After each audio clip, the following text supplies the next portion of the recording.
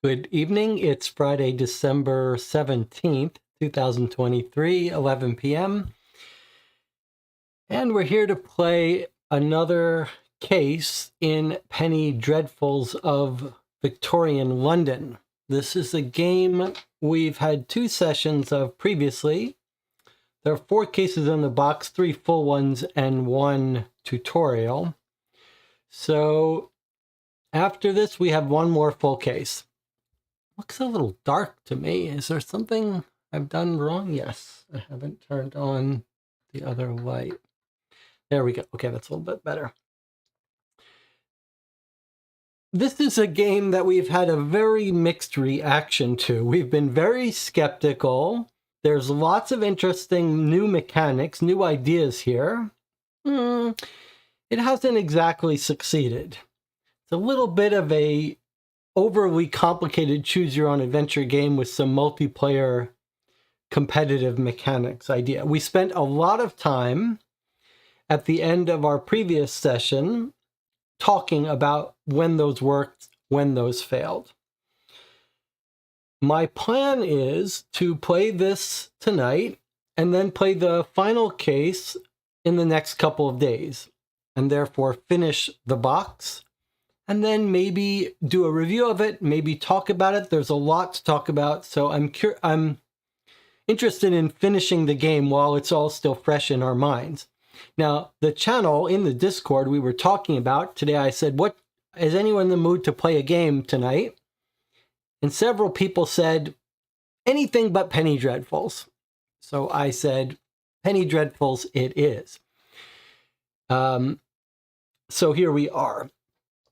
Now, before we get started, let me remind you that on Sunday, in 2 days, at noon, which is not our normal Sunday time, but at noon Central Standard, I will be doing my second game design diary live stream, and I will be talking about progress on High and Low, the 1930s New York City film noir detective game that I've been working on based on Sherlock Holmes Consulting Detective.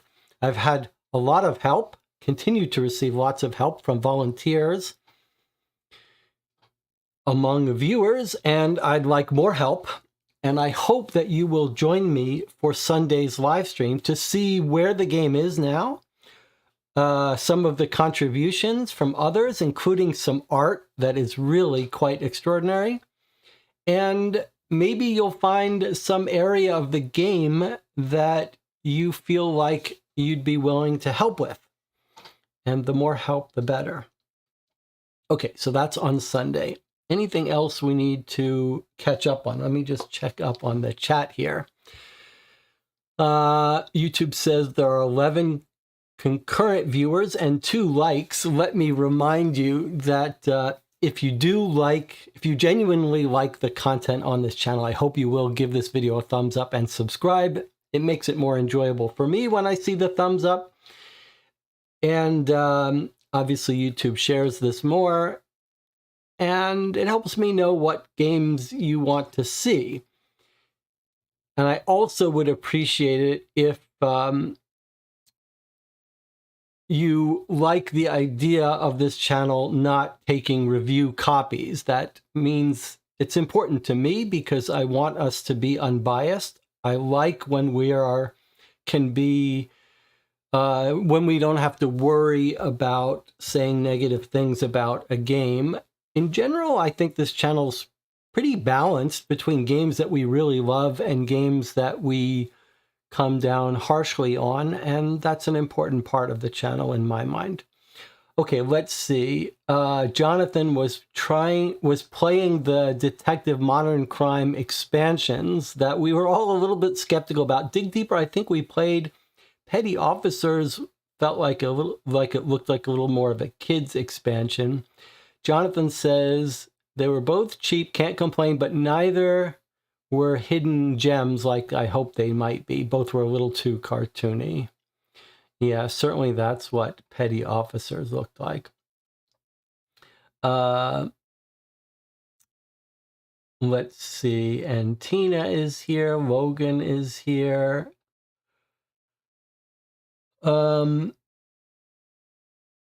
Okay, so if you have not watched the previous playthroughs of Penny Dreadfuls, you should start there, although this case isn't going to be connected to them, so maybe this is an okay place to start, except for the fact that this will be full of spoilers. This is a story-based game, and once you watch our playthrough, you'll have a little bit of a hard time wanting to play it again yourself. So if you think you might want to buy this game for your group, then don't watch this video. Go watch the tutorial playthrough and see if it seems like something that you're interested in. And then if not, you might watch our playthroughs. If you do want to purchase it, you can play it and then come watch our playthrough.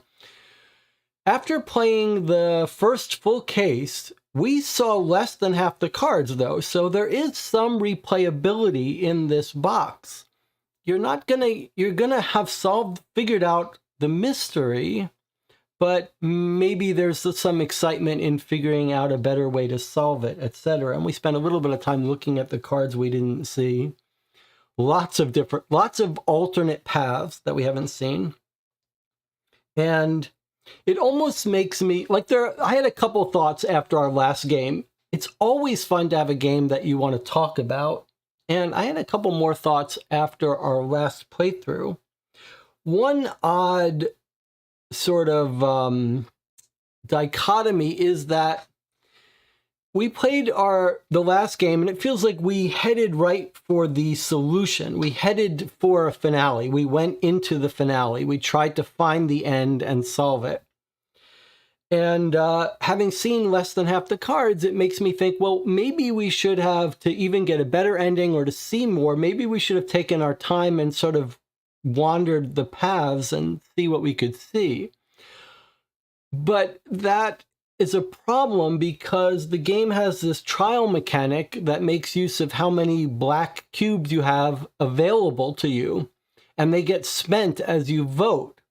So that very much argues against taking your time. Taking your time means you're going to lose cubes.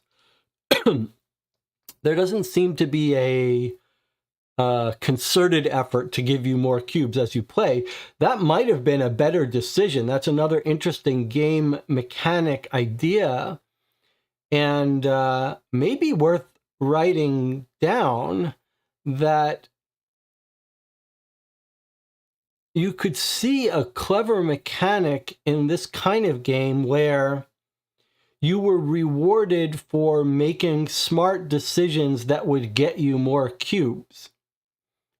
Thematically, you'd have to figure out a way to do that. I'm not sure how, in a way that players could cleverly figure out what paths would get them more cubes. So that's that. I had another thought that came up in our discussion of our last stream, which also has to do with these black cubes as resources.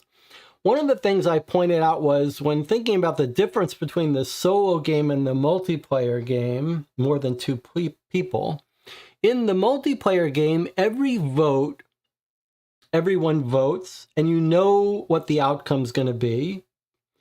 I'm sorry, you don't know ahead of time because people vote secretly if they wanted to, but mainly it's a cooperative game, so you could work it out.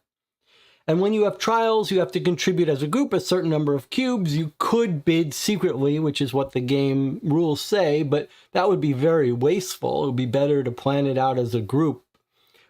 But when you play it solo with two players, there's a push your luck element where the group could try to conserve cubes, hoping that the game would contribute some. But you can't do that for choice votes, where you might not care what the outcome is, but you can do that for trials. But in trials, if you don't contribute enough cubes, it could be a very bad ending. But I did talk about the idea that in voting, people keep cubes if they disagree with the majority. And it feels like that could be a strategic way to game the system, to split votes so that more votes are kept as a group to be used in trials. And maybe we want to try that in today's session. In our previous session, we basically, I gave the audience as a player here. You guys get cubes and you vote on things. And frequently we decided which way to go and vote together. I wonder if now we shouldn't try to split our vote and let the fate decide, and then pocket those extra resource cubes. Okay, so that leads me to the last thing to talk about here, which is that the audience is going to get cubes as if the audience wasn't a second player. We're going to play this as a two-player game, and we're going to set up as a two-player game. The only thing we won't do is I'll be the active player reading, but we'll maybe give the audience the opportunity to break ties in this playthrough. But when we come to a choice, as soon as you see it, you should in the channel start saying what choice you want to make of the two, left hand or right hand, so that I don't have to wait and have YouTube delay between asking for a vote and checking the channel. And if someone could volunteer in the channel to tally up the votes as people make them, that way I can just look quickly at the channel and see it's 3 in the audience want one thing and 2 in the audience go another way, and then we'll go with the majority of the votes in the channel. DJ Moneycut says, if I remember, we looked through the cards and there was no other positive ending card. I believe that's right. We did get the positive ending. Okay, so I think we're ready to start. I want to remind myself of the two-player use of these cubes. So here are the game fate challenge tokens that help the game contribute to the choices or the trials. You can see that sometimes it's 2 cubes that it contributes to a vote, sometimes it's 1, and then more importantly for the trials, sometimes it's 1 cube, sometimes it's 1 cube and draw another, sometimes it's just draw another. It's never no cubes, is that right? Yeah, so when we do trials, we might want to just assume that the game is likely to contribute at least 1 or 2 cubes. Okay, so solo uses these. 2-player adds these 4 tiles, which are all white, meaning the players break ties more frequently. So we shuffle all of these in when we're playing with 2-player. That's the special rule for 2-player. Let's see, from which in the 2-player game, 4 covered. Maybe I'm doing it have I been doing it the opposite way? Remaining tiles must be flipped and shuffled. From which in the 2-player game, 4 covered tiles must be excluded. If you're playing solo, take out the circles. Okay, that's fine. So I didn't. Then it says, I see.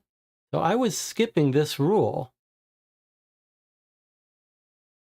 So I was doing this part of the rule, whereas if you're playing, so we take out the diamond ones in no matter what. The game handles that separately.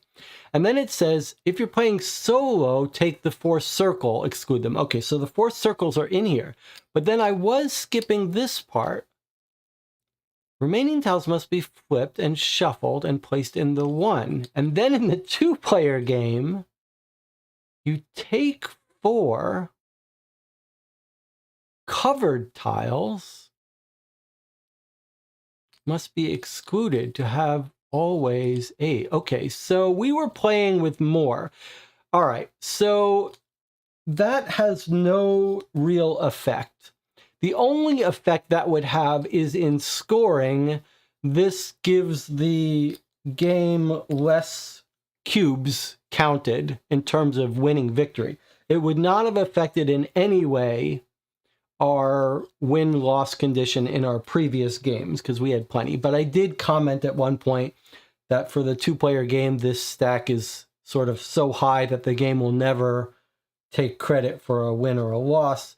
But now I see we're supposed to take 4 out, unseen. It says covered. That's a bad term, but anyway. Okay, so then these go here, and one of which goes there out of the game.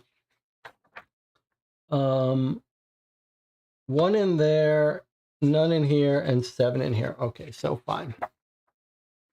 All right, so we did that. We had extra tokens tiles in here, but they're same distribution and we never got down to them, so not important.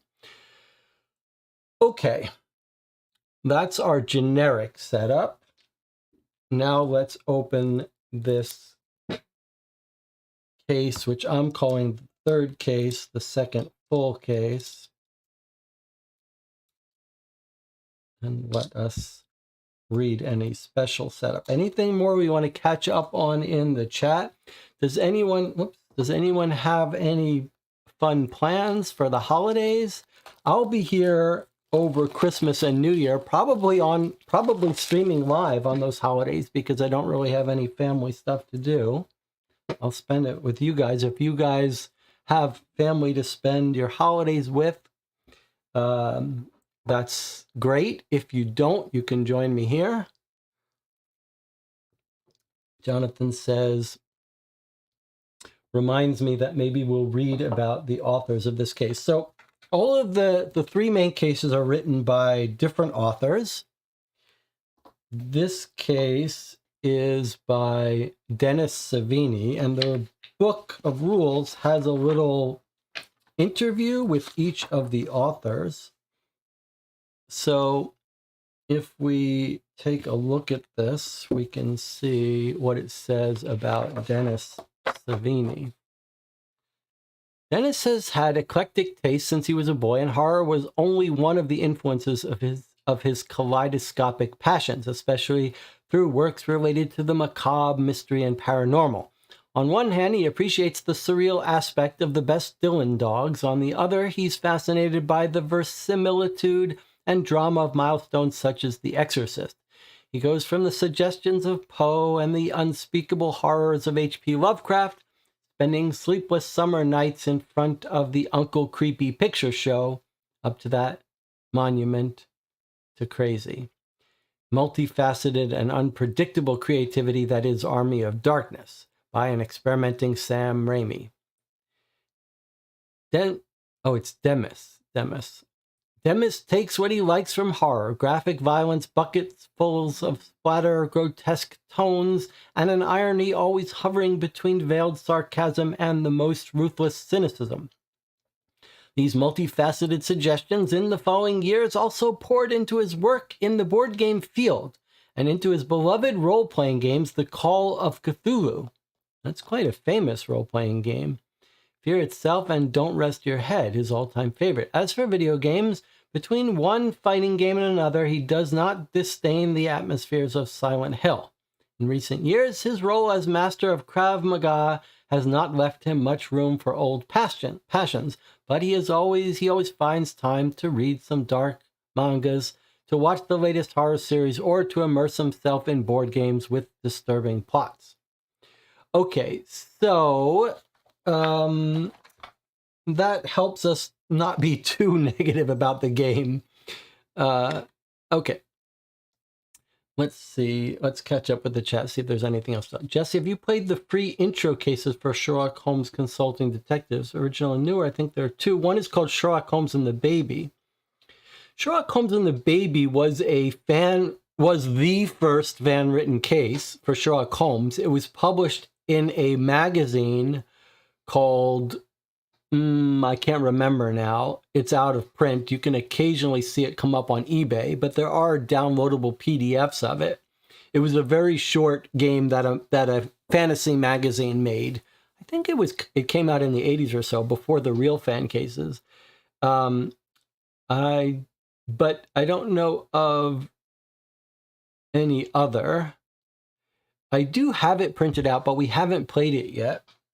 Maybe we will sometime. There are some more fan cases. There are fan cases for Bureau of Investigation that I want to play, and for Mythos Tale. So we do need to play some fan cases. Maybe we'll get a chance to over Christmas.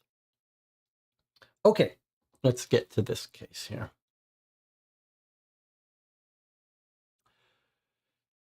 Giochi Unity and Sir Chester Cobblepot, this is the publisher and their little mascot or something, present a terrifying, sensational tale of the Bloody Red series by Demi Savini.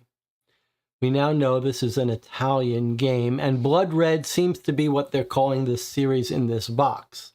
The title of this sensational tale is The Bloody Pearl Necklace, or The Fiendish Mystery of Fleet Street. The search for a missing messenger unites two people with nothing in common.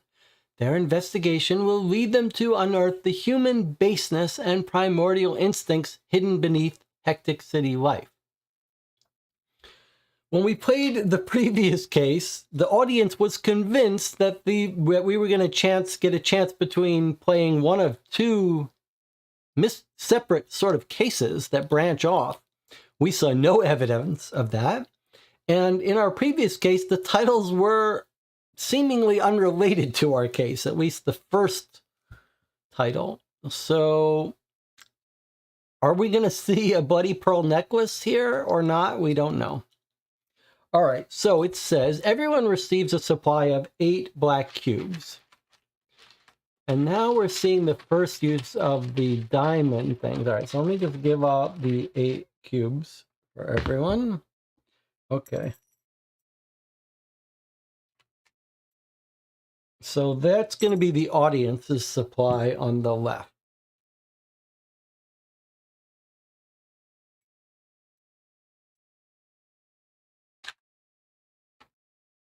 And there's my 8. Okay, so we all have 8. Last time I may have given myself 1 extra that I shouldn't have. And then it says, randomly shuffle 1 diamond tile. There's the 4. Here are the diamond tiles into 1. Both yellow and white locations will be needed. Okay, so if you'll remember, the yellow are the indoor. The white are outdoor. These haven't been important for us in the games, but there they are. Or, sorry, yellow are outdoor, white are indoor. Okay, now let's take a look at these diamond tiles. How do they differ? They're split equally between white and black. They're probably symmetric if our experience... they're not quite symmetric. All right, so remember, white and black just break ties. They look like they're basically the same proportions of stuff as in the other tiles. It's just more of them. Maybe that means this is going to be a longer game. But let's just take a look so we know in terms of pushing your luck. It looks like, again, an average contribution during a trial would be 1 cube. So 1 cube, 1 cube, 1 cube, 1 cube. All of these would contribute 1 cube. These would also turn over another tile. So maybe you might be the expected contribution would be 2 or 1.5. And then these two don't contribute any cubes, but they tell you to bring another tile. So we don't know which of these are going to be added in. Only one of them. More randomness for no point, it seems, but okay, let's just shuffle this up. We're going to take one of them. The rest go out of the game. That one gets shuffled in. I'm not really sure what the point of that is.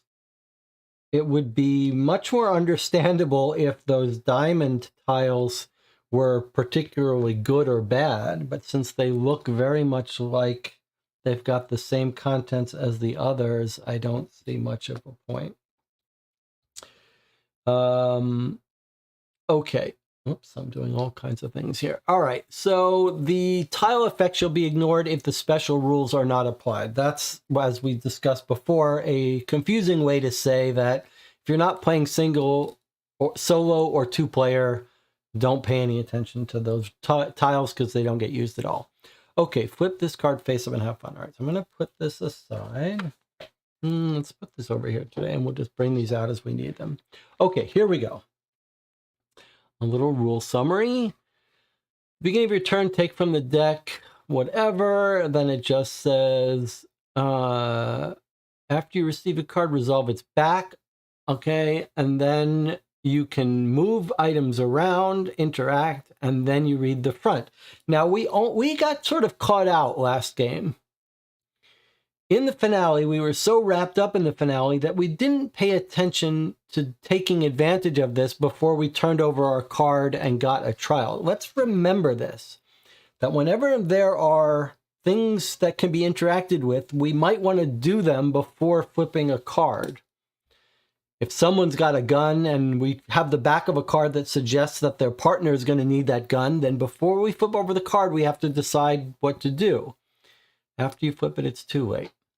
Okay, and then these are just the general rules about how to handle cards, which sounds more complicated than it is. Okay, so it doesn't tell us to draw the next card, but we know from our experience that we're supposed to. Okay.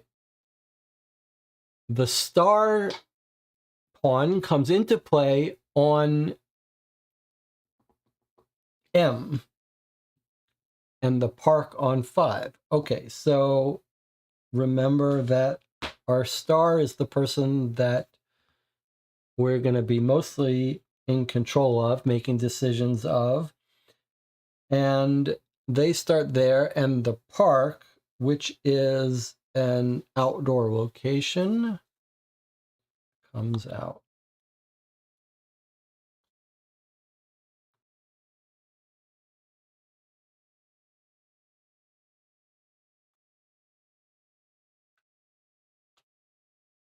Okay. Park on 5. Okay, so that's the start of our adventure. All right, the game warns us many times to pay attention to the art. for clues. And we had a debate last time about whether that meant making deductions from the art or whether things are going to be hidden in here. And I sort of came down on the latter, which I wasn't thrilled about. But okay. Look who's joined us. Anna, long time no see. Okay, so here's the star of our tale. Friendly Roger Jeffrey, an army major. He had recently returned to London after a long military mission in the service of the East India Company Army. In 1850, he was a 33-year-old man of sound values and an iron will. He had neat blonde hair, a well-groomed mustache, and very penetrating blue eyes. He was certainly a loyal friend of trusted Lieutenant Thornhill. Jonathan says, when should we take our first break?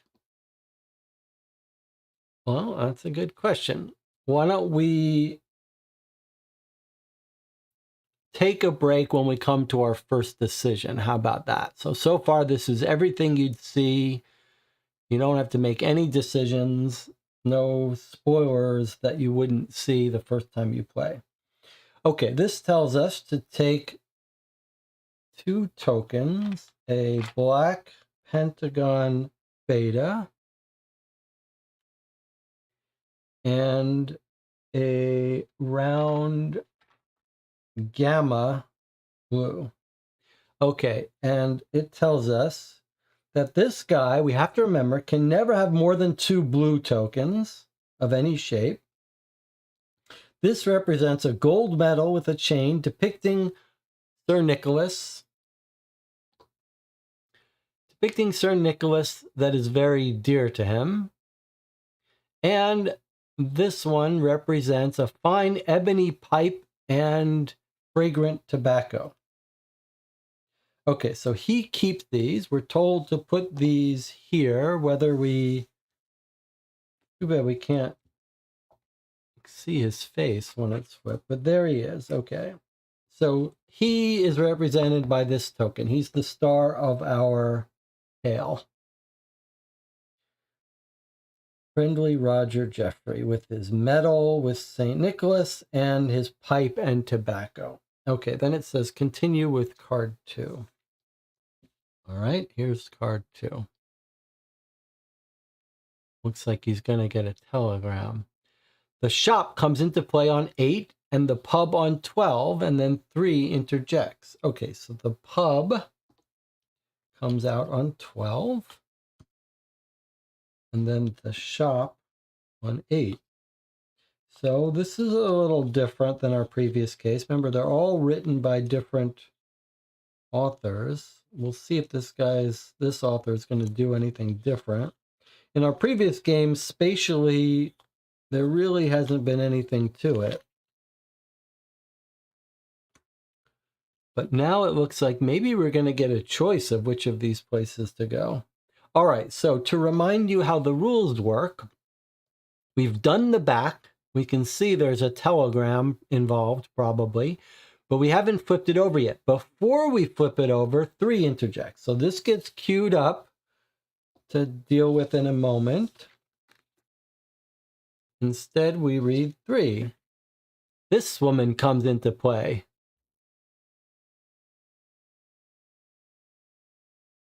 And the mansion, which goes into 9. Wow, we got a lot of outdoor places here.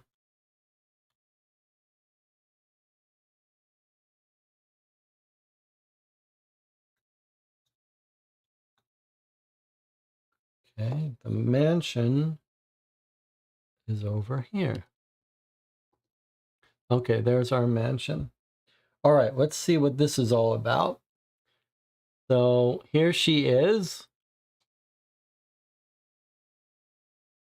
Looks a bit stern, but not unattractive. Little flower choker and a little flower petal, whatever you call that they wear around their necks. I'm sure there's a name for that.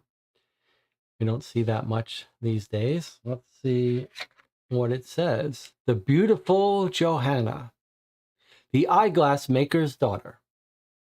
She was the only beloved daughter of the wealthy John Oakley. At the time, she was in her early 20s, and at that time, she was a girl of rare grace. I remember her shiny black hair and her eyes of a clear and deep blue you could get lost in.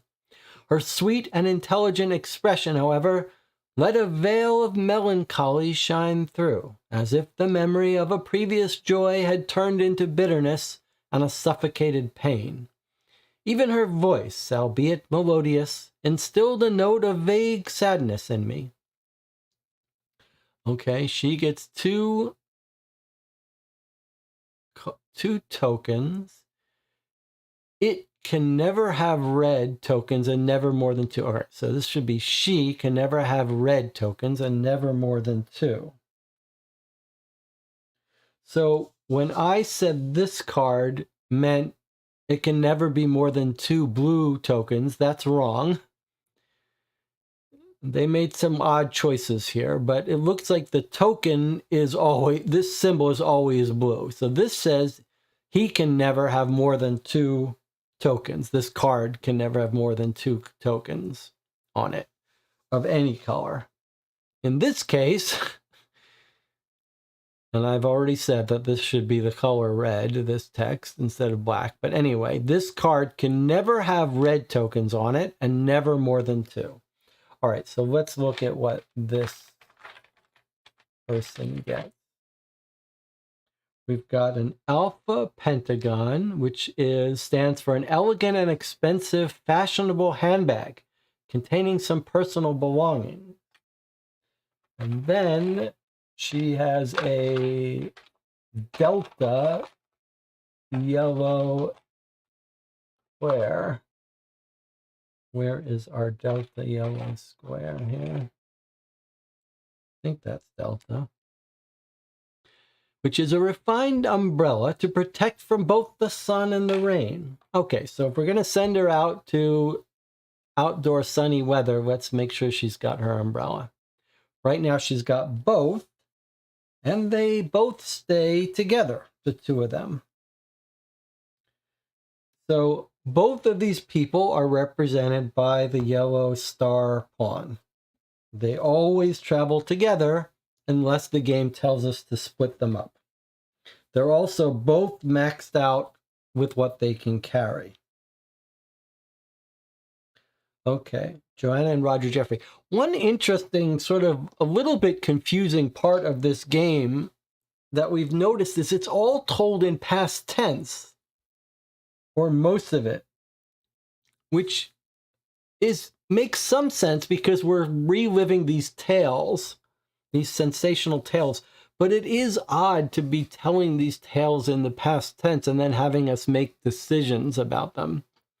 A little bit strange. Okay. Now that we've finished interjecting 3, which was Johanna, we can flip this card around and resolve it. Bad news from the telegram. By the way, remember, before we flipped this, we could have shifted these items around. We could have given Johanna the pipe and given Roger Jeffrey the purse. But we didn't. So now we got to read this. Major Jeffrey, Thursday, April 11th, 1850 in the morning. We're going to take a break when we get to this choice. Major Jeffrey summoned Johanna Oakley to the Inner Temple Gardens by letter. At the meeting, he explained that unfortunately her betrothed, Mark Ingestry, having embarked for the Indies 2 years earlier, was lost at sea. A mutual friend of theirs, Lieutenant Thornhill, had come to London with him a few days before to deliver her a precious pearl necklace that Mark would have liked to give her. Unfortunately, both Mr. Thornhill and the necklace had disappeared. When he was last seen in town, he was in Fleet Street. Jeffrey declared that he wanted to find out what happened to him and offered to help Miss Johanna find at least that precious necklace, especially for what that object represented. Okay, so it's saying, let's just make sure we understand this, that our Major Jeffrey, who's one of our stars, has called Johanna to meet him in the Inner Temple Gardens by letter. That's how two of them have now gathered together here, I guess, in the gardens. And he's told her that her betrothed, Mark Ingestri, is lost at sea. A mutual friend, Lieutenant Thornhill, came with Jeffries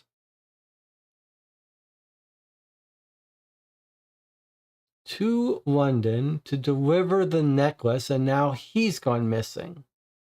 So Jeffrey, who's our major here, he is telling Johanna, be nice to see their faces during this. Jeffrey's called Johanna. He's told her, your fiancé is dead. A mutual friend of your fiancé and me came to London to give you this necklace, and now he's disappeared. So this guy has offered to help her track down the necklace. Find out what happened to the friend and track down the necklace.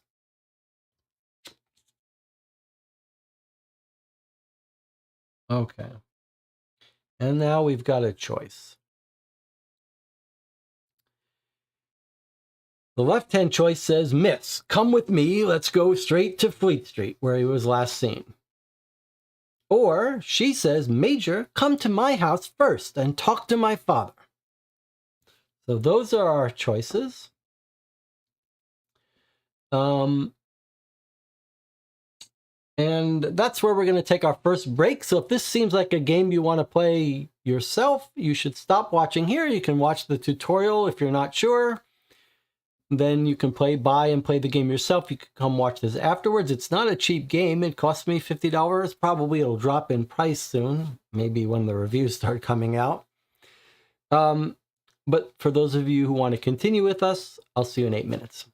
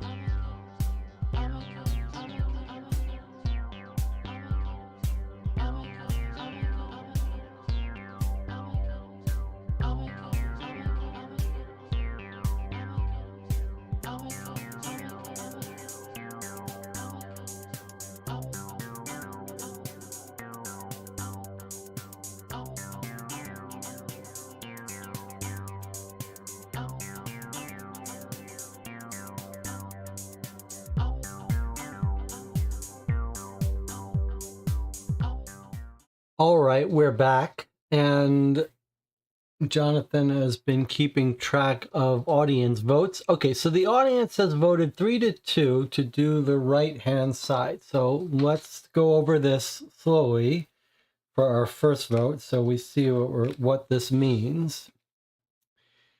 I'm going to take the audience's cube here and put it on the right-hand side choice.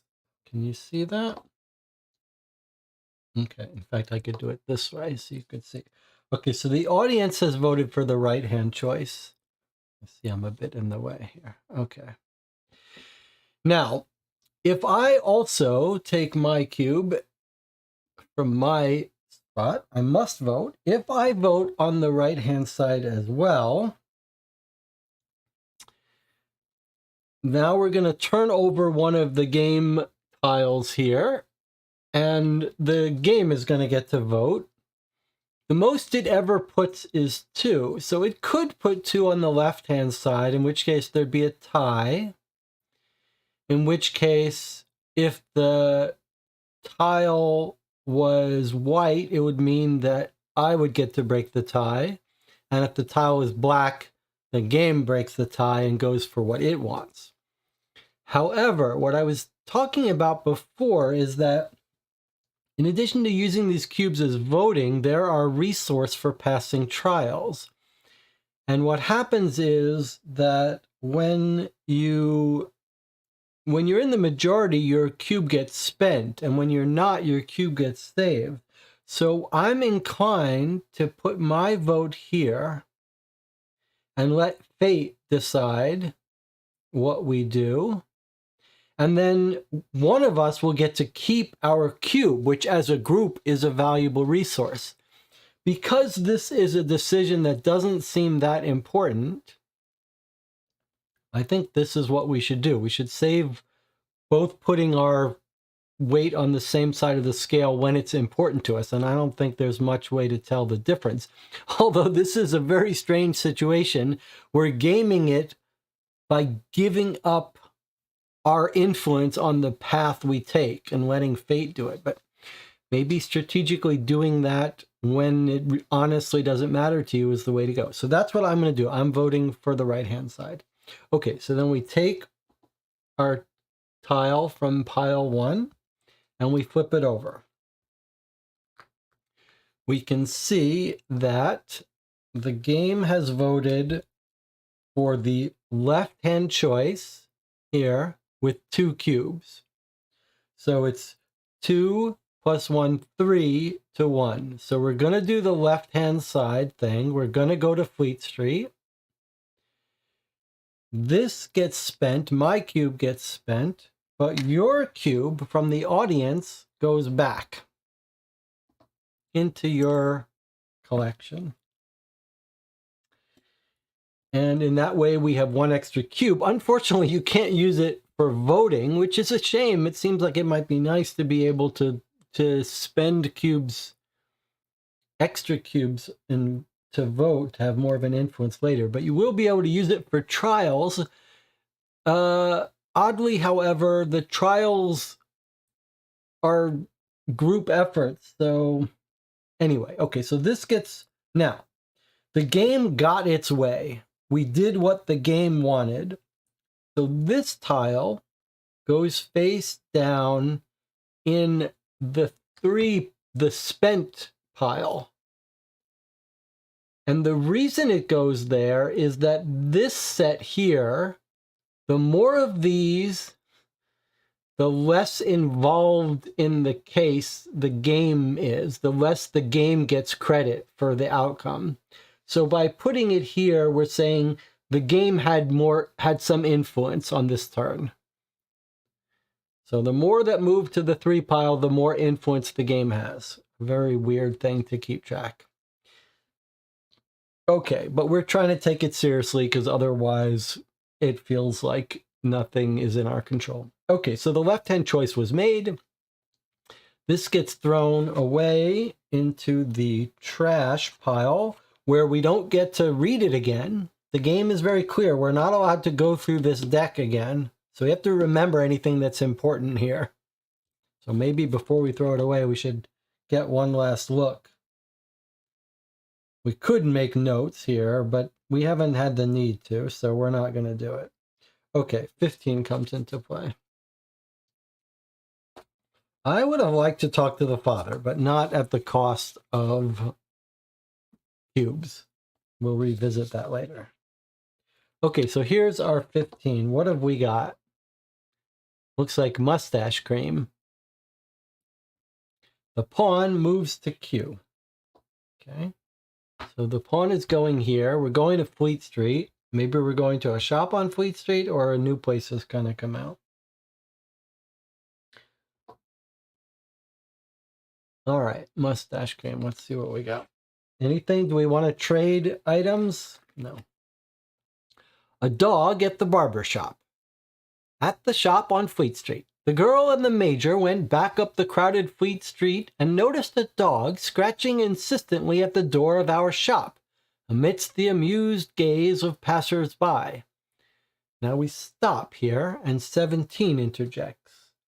Makes you think that you should have a way, like, are you supposed to read? Can you read what else is down here when it interjects? Doesn't really, the rules don't really say, but they do say clearly that we have to interject with 17 before we do anything else. Okay, so here we're interjecting with 17. All right. Let's see what 17 says. Young Tobias, the barber's boy. I was only 15 then, with brown hair and lively eyes. Despite myself, at that time I was willing to do any job just to bring home some money. My family was very poor, and I did everything to help, especially my late mother, who was very sick at the time. I was proud and restless like many others my age, but I was slowly getting used to swallowing bitter pills to survive the harshness of modern city life. Okay, he gets an alpha red triangle. You can exchange it with 1 tokens from the star. It can never have more than 1 token. Okay, so he gets... this is this crazy mechanic of this game. These tokens, there's so many of them. All right, so he has a useful pocket knife to deal with many small situations. Okay, that's what Tobias has. Now, it says Tobias is a co-star. What does that mean? The co-stars get their own pawn, and it tells us put it on the shop. So far, all the co-stars have been inside specific locations. Okay, so remember, we don't get to control where these move. The game will move them, but when they're adjacent to each other, which they are, any place around here is adjacent to this, we can trade stuff between the stars as a group and the co-star. So you can always trade between the 2 stars because they're always with this yellow pawn together, but these 2 are only tradable when they're adjacent. So someone could take his pocket knife. One of our stars could take his pocket knife now. However, they're at their max capacity. It's a really weird mechanic. I mean, it's very intriguing that you can move stuff around, but one of the things that's really odd about it is you can't, if they split up, if our main characters leave the shop area and we're like, hey, wouldn't it be nice to get that knife from that kid? You can't do that. You can't move them. You can't say, okay, go back and get the knife. You just have to trust that the game's fate will bring you to them when they need to exchange items. Right now, it's so the comment Jonathan made about this game at being like threatening to have the wheels come off, it feels so apt. It feels like this is a little bit like a sandbox. Like, what happens if we give the kid the purse and she takes the knife? Like, what weird things could happen?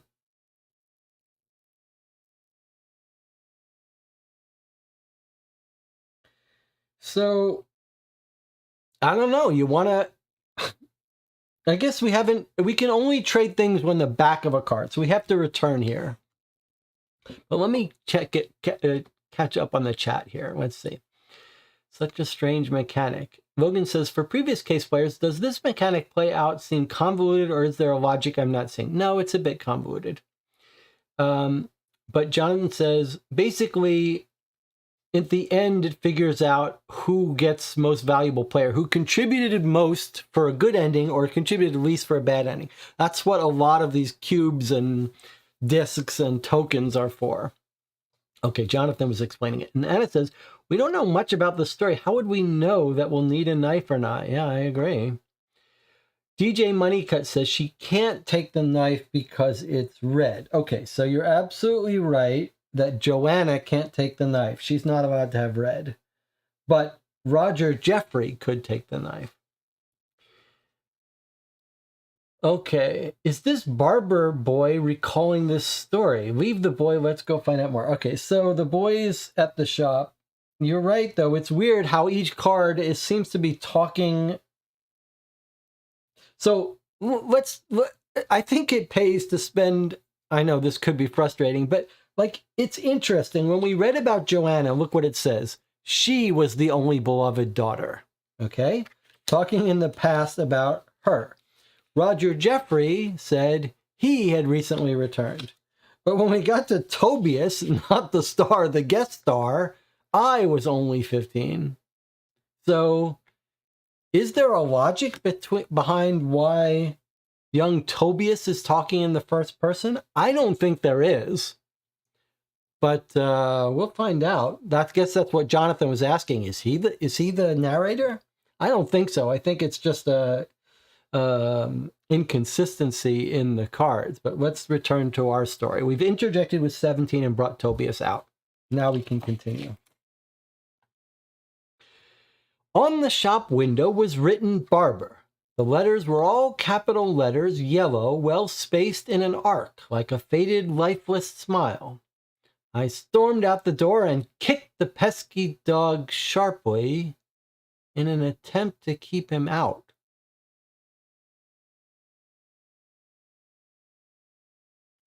So I got a bunch of problems here. First of all, I don't think we want to do that, but we don't have a choice. But second of all, who is we? Who is I? The girl and the major went back up the crowded Fleet Street. They noticed a dog scratching insistently at the door of our shop. Okay, it must be Tobias talking, the barber's boy. Maybe he is telling the story. Then he says, but then he's weird that he's describing the sign the way it is. And then he says, I stormed out the door, kicked the pesky dog sharply in an attempt to keep him out. I guess this is the Tobias talking. All right, so he's kicked this dog. He's not a great guy. I wish he hadn't done that. But okay, if he's narrating the story, he can do what he wants. Maybe this tells us that Tobias is not going to be our helper. Here's the dog. 16 interjects. Okay, we're going to be more friendly to this dog. Let's see. Okay, so look, he's got like a rope around his neck. Let's see if we can help this dog. Loyal Hector. There's a little bit of a clue as to how we're supposed to view this dog. Mr. Thornhill's dog. I see. This is Thornhill. This is the guy that's gone missing. Looking back today, I'm sorry I bullied that clever little dog. He was affectionate and faithful to his kind master. In the shop, he had told us that he always accompanied him on his travels. His name was Hector, if I remember correctly. Despite its small size, Hector wasn't easily scared, but never became aggressive. His reddish-brown fur was always shiny and clean. If I could have afforded it, I would have loved to take it with me.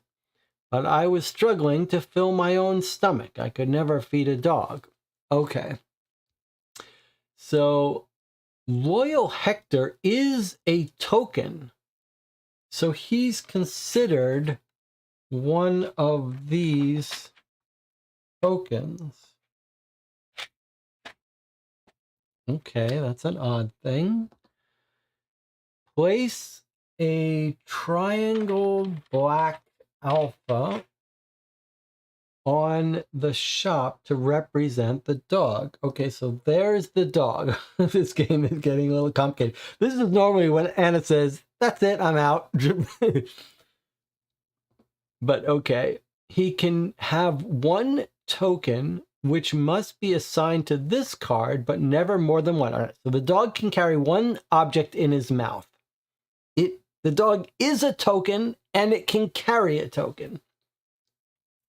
And it says, this dog is represented by this token, a medium-sized mixed breed, about 6 years old, wears a handcrafted collar made with a piece of rope tied with a Savoy knot, whatever that is.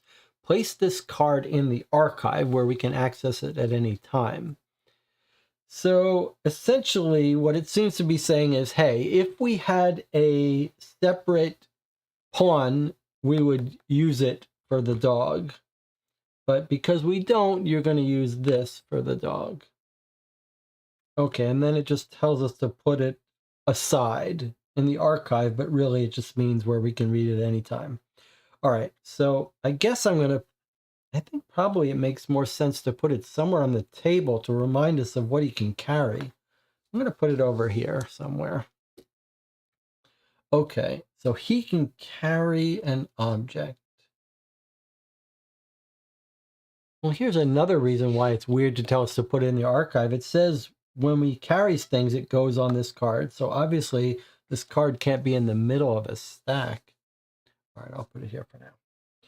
All right, so that's the dog. And it says, I'm trying hard not to get annoyed. Succeeding so far. Okay. All right, and then we continue and we get a choice. I closed the door and hurried through the alleys to quickly reach my destination. Miss, let's go in and ask the barber for information. Or, Major, let's try to follow that boy. He seems upset. So this is similar to our left-hand, right-hand choices before. It feels like the left hands are if we follow friendly Roger Jeffrey. So here's Roger Jeffrey saying, Miss, let's go and ask the barber for information. And the right-hand side is if we follow the conscience of beautiful Joanna. Major, let's try to follow that boy. He seems upset. So this is, do you want to follow the Major or Johanna? I mean, his dog is there. So going in to find out about our guy seems sensible. But where has the Tobias gone? Like, what she says, let's follow that boy. He seems upset. But does he? And did he leave? We've read what he did. I stormed out the door and kicked the pesky dog sharply in an attempt to keep him out. I closed the door and hurried through the alleys to quickly reach my destination. Okay, so I guess he has left to quickly reach his destination. So do you want to follow him to see where he goes or go in the barber shop for information?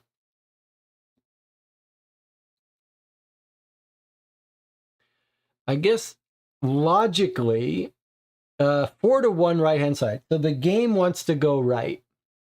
I mean, the audience wants to go right. Logically, I can see how you'd want to do that, especially if it's time sensitive. On the other hand, if you're looking for a missing person, and you see someone leaving the barber shop, the boy, what's the odds that that's going to be related to your case? Wouldn't you be better off talking to the barber in the shop? But maybe if we can follow the boy, we can give him a swift whack on the head with the umbrella for kicking the dog. And maybe the boy knows about our missing guy, and maybe the boy's going after him. Okay, so the audience, I'm taking the audience cube, putting it on the right-hand side. You're voting for following the boy. And I'm going to do the same thing I did before. I'm going to split our vote because I think you could argue either way. This way we'll keep one of our cubes. Okay.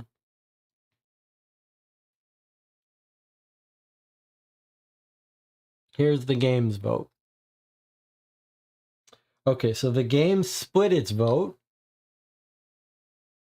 One for here, one for here, which gives a tie, 2-2. When it's a tie, the active player makes the choice, breaks the tie. In this case, it's a white tile, which means the player gets to break the vote. And in this case, I'm going to let the audience get its way. So we're going to do with what the audience wants, which is follow that boy. Because of that, the audience cube gets spent. I keep my vote cube. We now have equal number of vote cubes. The game, the game rules are a little bit contradictory, but basically it suggests that because the game didn't get one of its ways, we take this and we put this in this pile, meaning the game says it's not my fault, whatever happens. Less responsibility for the outcome. All right, so Major, let's try to follow that boy. He seems upset. This goes in the trash and 19 comes into play.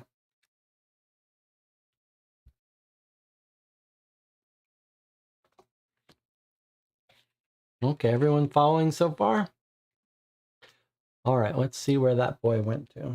Okay, before I flip it over, we could trade things now with these characters, which feels like it shouldn't be allowed because this kid has run off somewhere. We don't know where, but according to the rules, we can trade, and that bit us last time. So let's flip it over. Haste makes waste. A scared boy. Johanna and Roger came running up to me, and I froze in awe. They pressed me with a series of questions. I did not understand what they wanted from me. I told them my name was Tobias Ragg, and that I was simply the barber's boy. The sight of that resolute man's military uniform evoked strange feelings of guilt in me, and I found myself stammering reticent phrases that would have made anyone suspicious. They showed me a crumpled photo of a missing gentleman. I barely looked at it and repeatedly said I knew nothing about it. I wanted to point out that my master, even if he was a somewhat grumpy person, sometimes even mean, had nothing to do with the disappearance of their acquaintance. I didn't want any trouble, and that conversation was taking longer than it should have. As soon as I had the opportunity, I sneaked away, telling them I only had a few minutes to eat. Otherwise, the barber, upon returning to the shop, would have beaten me for being late. So this, I'm just going to peek at this card we threw away. All right, so we are still on a different path. But it's clear that the boy is telling the story.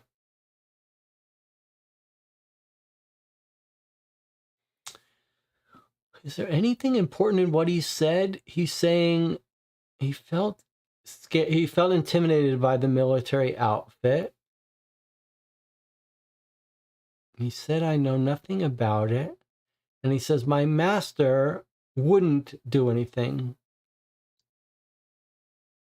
Conversation was taking longer than it should have. As soon as I had the opportunity, I snuck away. Okay, continue with 20. So that goes in the trash and 20 comes out. Jonathan says, I feel the boy knows more than he's letting on.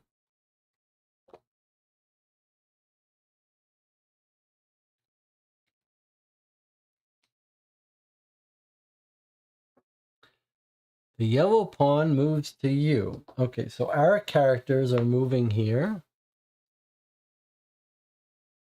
Now, if we wanted to, we couldn't trade with the boy. So we've missed our opportunity to take his knife, it seems.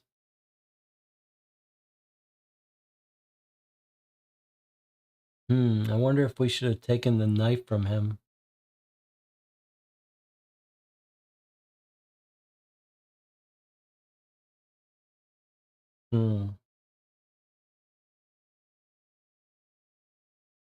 Well, it's too late now.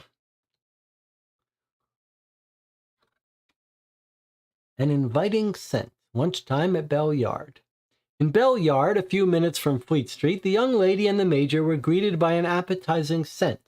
A crowded place was selling meat pies, and as it always happened, it was packed with people of all social classes. It was a very well-known place throughout London and was run by a lovely lady named Lovett. The innkeeper was not among the crowd of patrons because she was probably busy downstairs in the kitchen. At that moment, a group of about 10 sailors got up from a table. Some of them saluted the major and went out into the street. It was possible that at least a couple of these men had known both Thornhill and Ingestry. That's the dead fiancé and the guy who came to deliver the pearl necklace who's missing. Thornhill may have eaten here. Shall we speak to the owner? Or, let's follow the sailors, Major. Maybe they have some information. All right, we're getting lots of choices, and all of them feel like, All right, Jonathan is voting left-hand side. So far the audience is voting for here. And if we believe the clues are on the backs of the cars, it feels like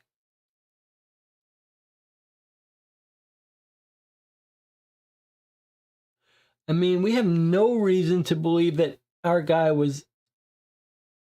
Well, no, I guess that's not right. The only suggestion we have about our guy is that he is military, so this is the only hint. It was possible that at least a couple of these men had known both Thornhill and Ingestry. So that suggests that we should talk to the sailors. But maybe if the military people like eating at this place, then the shopkeep knows some information. Okay, 4-1 left-hand side. Okay, so the audience is voting here. I'm going to split my vote for going here. We're going to turn over a tile. Okay, so the game is voting right-hand side. So right-hand side is what we do. Let's follow the sailors. So my cube gets spent. The audience cube goes back to the audience. The game got what it wanted.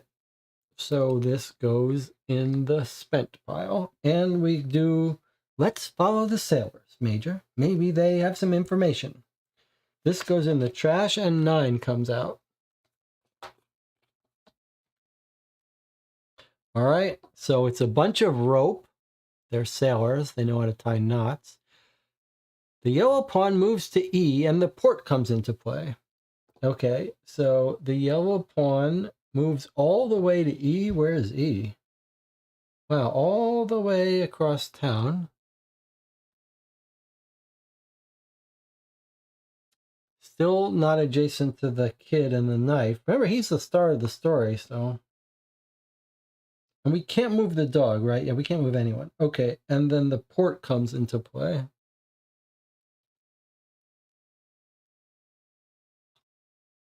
On 1.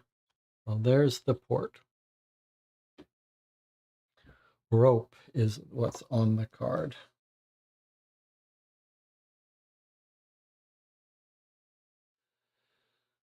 Okay. As reliable as a sailor. To the banks of the Thames. Where's the... Okay. It's interesting that we've got... This game, like, could not... This is if there's a thread throughout this game, it's that nothing got simplified. They've doubled down on everything. Every case has 2 titles. Every card has 2 titles. As reliable as a sailor to the banks of the Thames. The Major approached the sailors and they accompanied him and Joanna on their way to the port area on the banks of the Thames. They were well disposed and chatty, but as soon as Geoffrey asked for Lieutenant Thornhill, things got suddenly heated. Some said he was a good person who had come to a bad end, while some others thought he was a criminal who sweet-talked Ingestry only to screw him over. and that now maybe he was enjoying the money he made from the pearl necklace. The air became tense, and the first jostling began. If you remove the beta pentagon from a star, everyone receives one black cube, and you receive an additional one black cube. And then we move a token from 3 to 2, meaning the game takes more responsibility. Sorry. The game takes less responsibility because we made a choice. All right, so we get to make this choice first. Now, what is that beta black pentagon that we can spend? It is possessed by the Army Major. It's a gold medal with a chain depicting Sir St. Nicholas. That's very dear to him.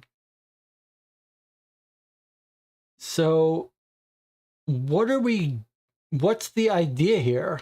Like, it doesn't tell us what that means. You just take his gold medal and throw it in the ocean, and if we do that, we get an additional black cube?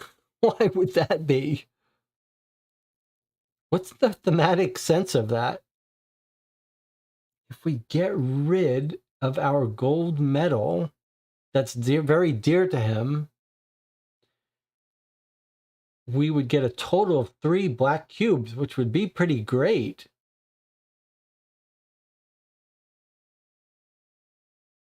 But, I mean, thematically, what does it mean? It doesn't seem like it has any meaning. And it feels like he wouldn't do that, but is this our only chance to make some use of the gold medal? And he's already at his capacity, so it would be nice to be able to carry other stuff. You could imagine if we wanted to take that knife, we'd have to be throwing that away. We'd have to be throwing away items. Maybe it's better to get rid of it now while we can get some benefit from it.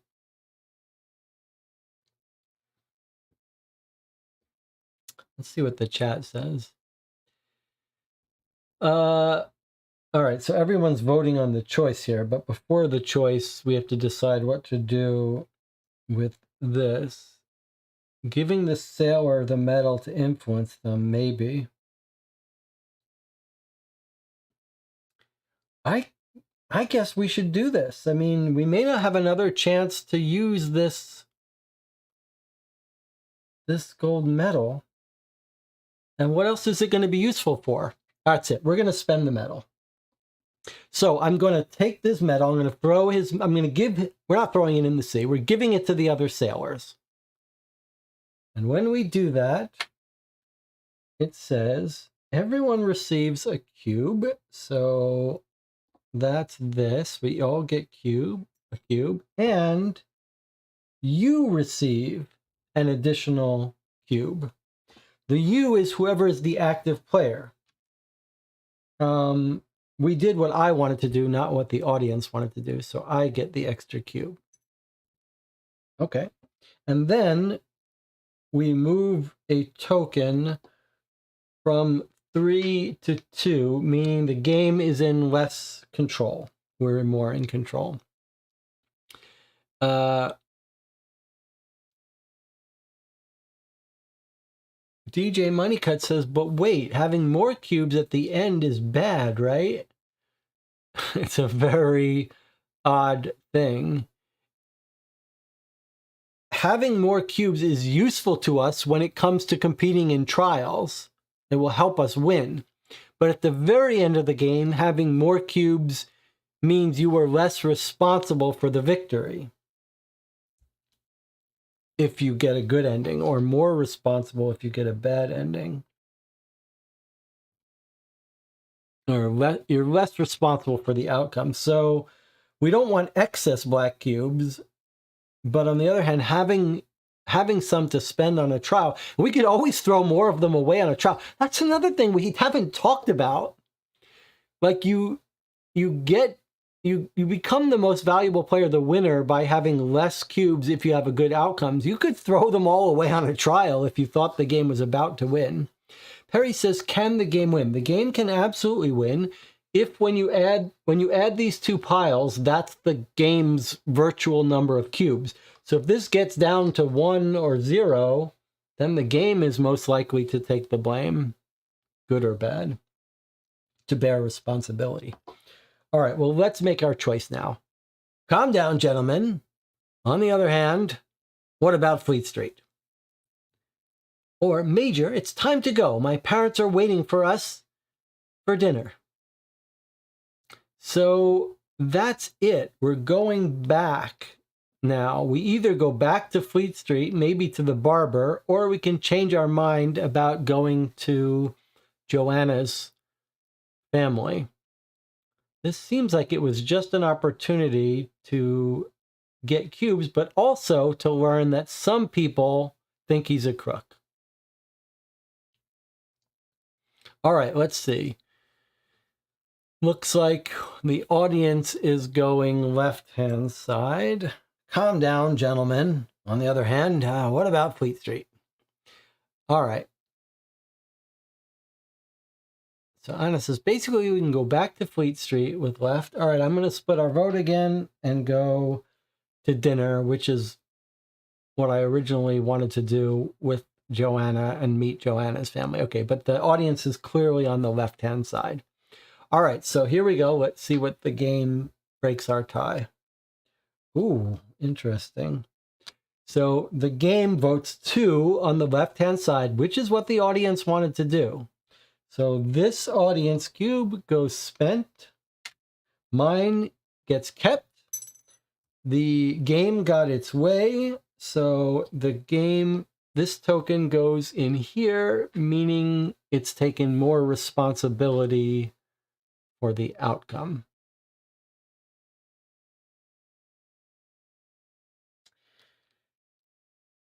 Calm down, gentlemen. On the other hand, what about Fleet Street? All right, so place this card in the trash, and now card 40 comes into play. All right, so we've gone back to Fleet Street.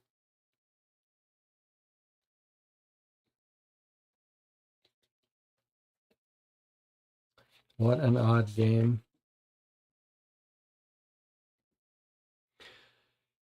Okay, here we go. There's a butcher knife with a hook at the end for hanging it. Barber shop talk. Many of the sailors had been to the barber's in Fleet Street to be shaved at least once. He was very good, accurate, and all in all cheap, but he was really a strange and creepy fellow. While working, he never stopped talking. He always went off on bizarre rants, and every now and then he exploded in nasty, meaningless laughter. Lately, he kept telling everyone that in the pies that Mrs. Lovett sold at her famous inn, she put in the meat of homeless people who died on the road. And that's why they were so good. When Fry, the butcher and Mrs. Lovett's main supplier of meat, found out, he showed up at the barber's shop with his cleaver in hand, so a fight might ensue at any moment. These colorful stories convinced Major Geoffrey and Joanna to go and talk to the butcher to find out more. Is this Barber of Seville? Is that what this case is? I don't want to say what our first case was in case you haven't watched it, but is that what we're learning about here? That the barber has killed our guy? All right, so Barber says that the homeless people are being put into the pies. We didn't eat any, thankfully. And then when Fry the butcher, who's the supplier of our meat, found out, he showed up at the barber's shop with his cleaver, so a fight might ensue at any moment. These colorful stories convinced Major Geoffrey and Joanna to go and talk to the butcher to find out more. The butcher's here, right? It's a little oddly phrased, go and talk to the butcher. It sounds like, but we haven't moved yet, so we're still by the port.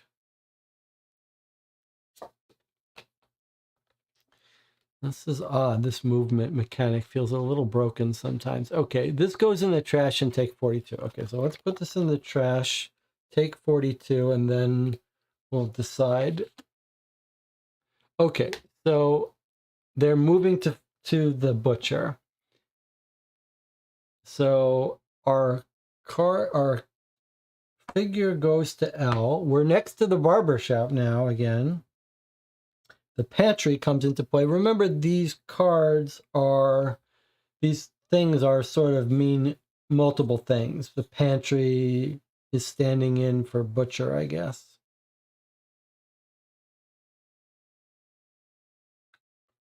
Food store. Let's see. Hospital, ruins, church, stable.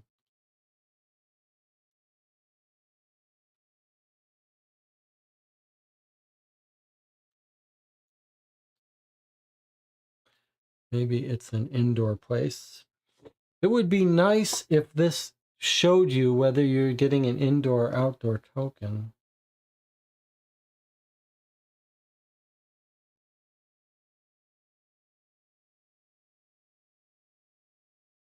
Pantry. Okay, so that's an indoor location, a pantry. All right, now we're next to this kid. We could take his knife. In fact, let's just take his knife.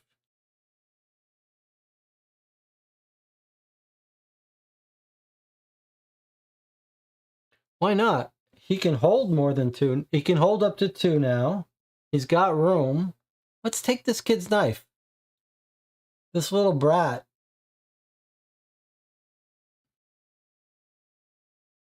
John says, do it, Jesse, take the knife. All right, so we're taking his knife.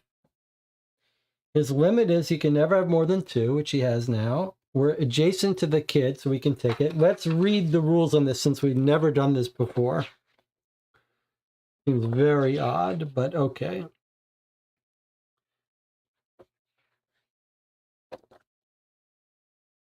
All right.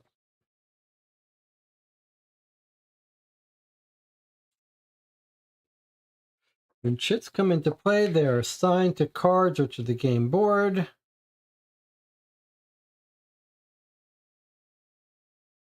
They can always be managed between stars. They can be managed with co-stars only if both pawns, yellow and orange, are adjacent.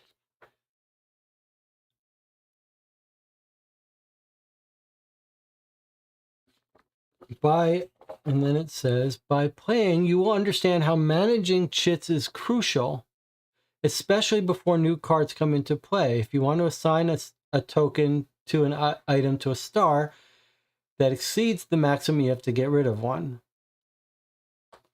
Now, could we pick up this dog?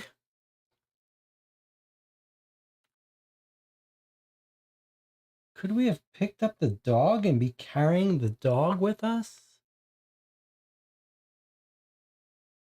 Derek says, I missed it. What's the kid have the knife for? And we weren't told. We were just told he's got a pocket knife to deal with many small situations.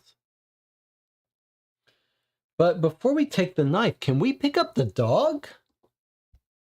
What does it say about the dog? Let me read this again. Loyal Hector, put the token to represent it. He can have one token which must be assigned to this card, but never more than one.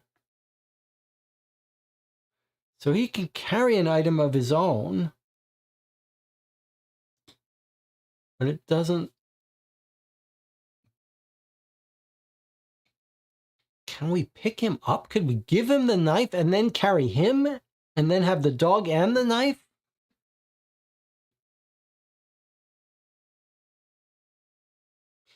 It says he's a token.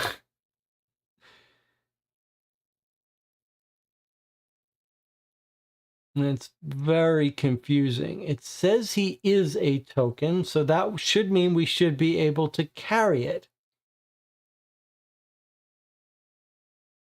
On the other hand, Actually, the rules do talk about some. Normally, where items are always being held by people, but I think the rules do say something about. Here, let's look at this. This is kind of crazy, but okay. So look at this example. An item placed on the crossing. The tale explains how to interact. So items can be placed randomly on the board, not just carried by people. God, that's bizarre.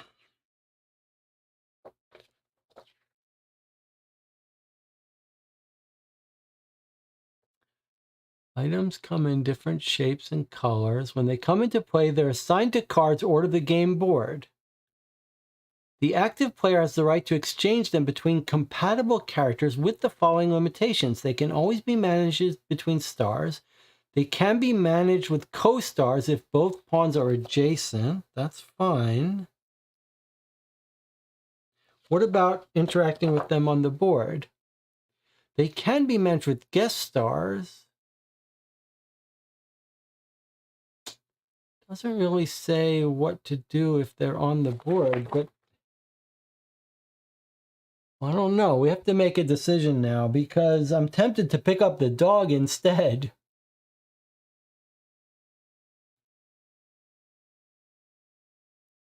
So bizarre. Okay. John says you can give the dog the knife and pick up the dog. He's going to sniff out the bad guys. The dog really seemed like it's meant to be a guest star, for some reason not put there. Yeah. Harry says, I think you should be able to carry a token. Didn't it say that if we wanted to take the dog, but we can't because we can't afford to feed it? Will it explicitly tell you how to interact with it? It didn't. Anna says, I don't think the dog can carry a knife, but we can put a necklace on him or something that he can carry in his mouth. Okay, let's see. The dog, this is so bizarre. The dog can carry a token, but never more than one. So he can carry anything, but never more than one. He's a medium-sized dog, 6 years old. He wears a collar made with a piece of rope with a Savoy knot.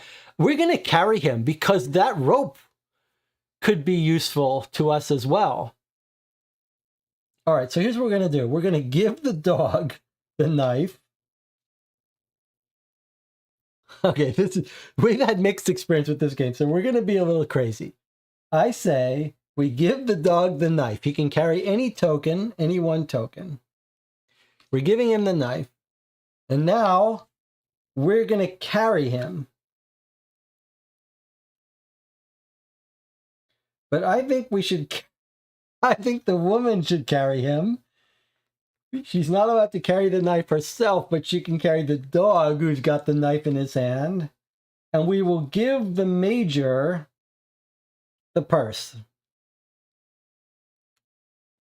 All right? So now the major has her purse with her personal belongings. That seems maybe pushing it. We'll give him the umbrella. He can hold the umbrella over her as a gentleman.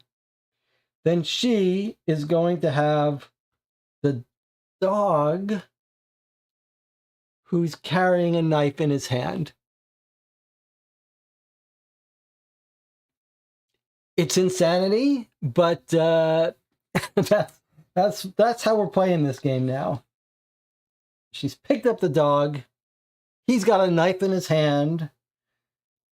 So we're circumventing the rule that she's not allowed to carry a knife because she's carrying the dog with the knife. And the major has been given the umbrella to hold as a gentleman over the woman.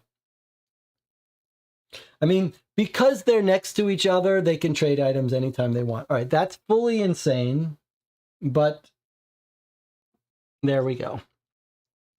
All right, so we move to the pantry, and it came out, and this is going to be the butcher. Only the best cuts, Fry the butcher. The meat merchant greeted them jovially. He accused the bloody barber of spreading lies, trying to get Mrs. Lovett to lose customers. All baseless talk, probably due to envy or some unfinished business that you could only guess. He showed them the back room, where he kept all the meat he supplied to the inn. All first choice merchandise. He enthusiastically started kissing and laughing laughingly slapping an inviting quarter of ox hanging on a hook. Joanna, let's retire. Tomorrow we will return to Fleet Street and ask the barber about the reasons for the libel. Or, Miss Fry, could anyone else be adding more meat to the pies besides what you supply? All right, so our Joanna seems to be fixated on the idea that someone is putting homeless people into the pies, whereas Roger Jeffrey is just like, this is nonsense. We'll go back to the barber tomorrow. Right-hand side, says the audience.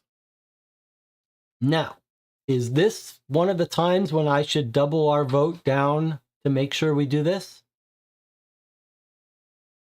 I think so.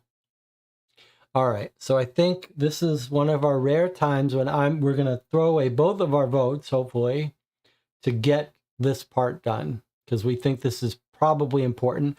Probably he's going to say it's the barber, right? I think that's what we got going on here.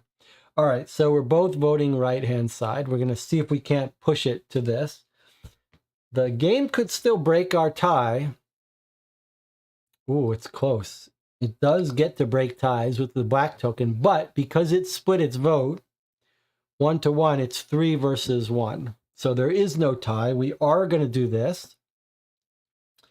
This token, because the game did not get what it wanted, goes here. Less responsibility for the outcome from the game side. We stayed here. Both of these get spent.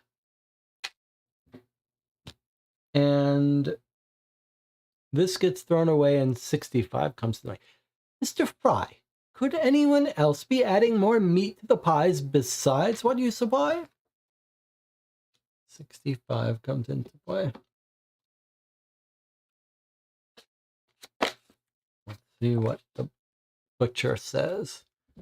The butcher, oh no, the co-star, sorry, the stars move to end. Why are we moving?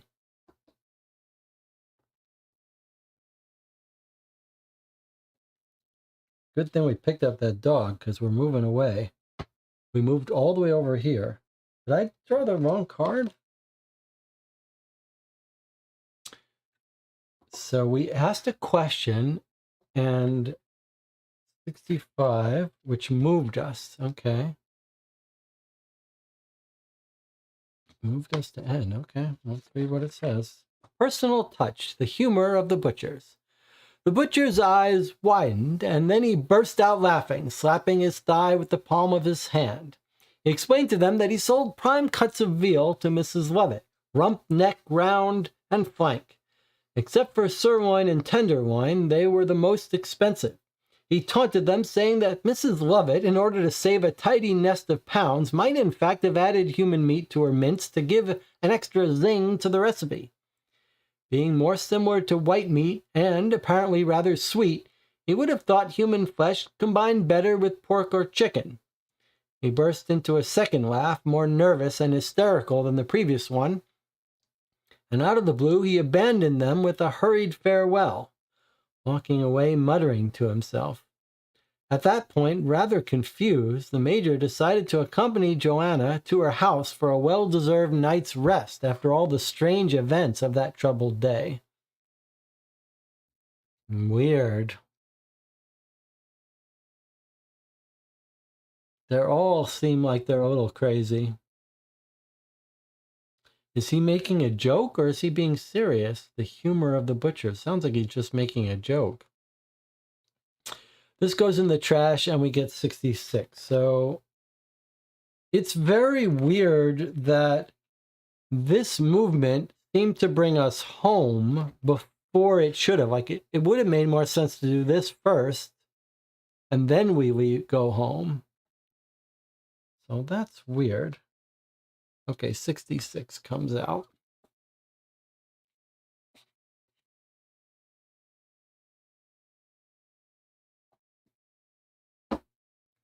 Yikes, what's this? What is that? Crossbones in like a birdhouse. What's the point of that?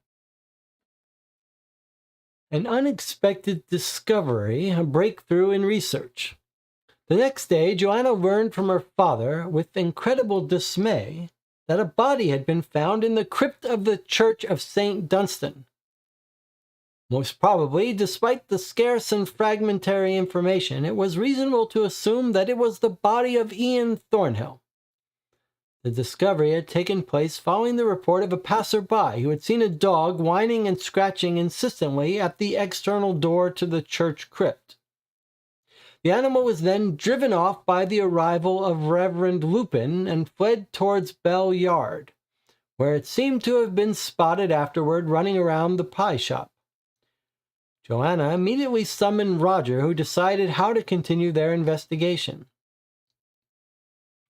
You got the dog in the purse. Little do they know. Little does the game know.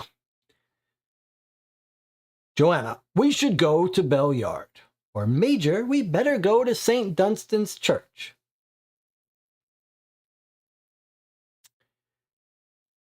The dog is telling us where the places he went. So he was in the barber shop, but we didn't talk to the barber.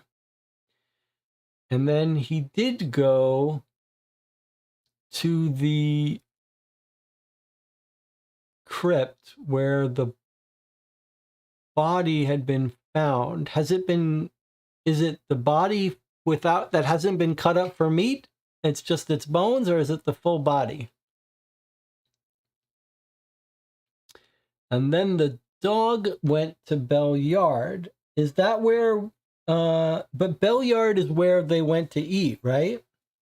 We've very assiduously avoided talking to all the people that this guy interacted with. We didn't talk to the meat shop woman, and we didn't talk to the barber. Feels like we were already at Bell Yard, weren't we? Isn't that where the place was? We can't look. We're not allowed to look and remind ourselves. Okay, so the audience says they want to go to the church to see the body.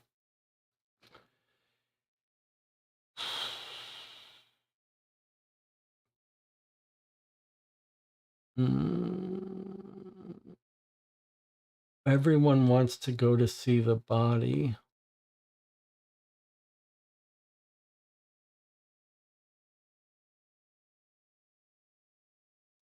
I mean, we were already at the pie shop. That's the weird thing here. All right, I should put this over here. Should I double down and go to the right-hand side? Or should we keep an extra cube and let fate decide?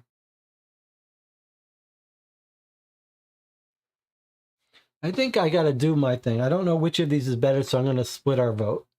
Okay, let's see what the game says.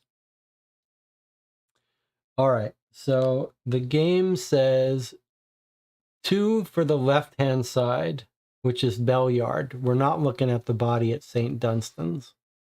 We'll just have to assume that it's been defleshed of the bone. All right, so it wasn't a tie.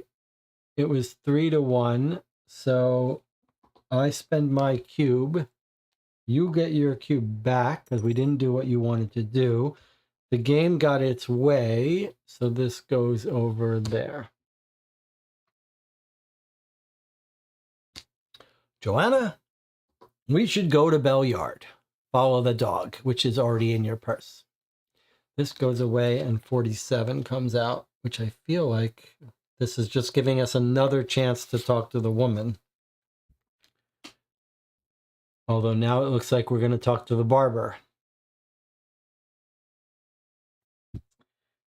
Okay, so the pawn moves to R, which is here, next to the hub, for some reason. All right, let's see what happens. Armed and dangerous, vanished into thin air. A few dozen yards from Bell Yard, I ran into the Major and young Oakley.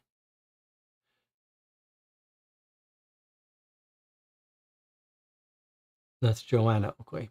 I was out of breath and agitated. I had just been to the shop and found it trashed, with the table and chairs overturned and a shattered bottle on the floor. My master must have gone mad and disappeared, taking his briefcase with his beloved razors with him. 17 interjects, if young Tobias is not already a co-star. So, and then it says he comes into play and moves on to the pub. So young Tobias is already out, so he doesn't have to interject, but he moves to the pub. He's rushed into the scene. Barbershop has been smashed up. I tried to make them understand the seriousness of the situation. The barber had never reached such levels and was certainly very dangerous. I was afraid he might harm the beautiful Mrs. Lovett, so I was resolved to go to the inn to make sure that everything was fine. The two, perhaps noticing my concern, decided to accompany me. So the game is telling us that the barber has gone crazy, smashed everything up because he's the barber of Seville. I guess he's killing people and feeding them. And he's got his razors with him. And now it's telling us we have no choice. We're just going with him to the barber shop. 49.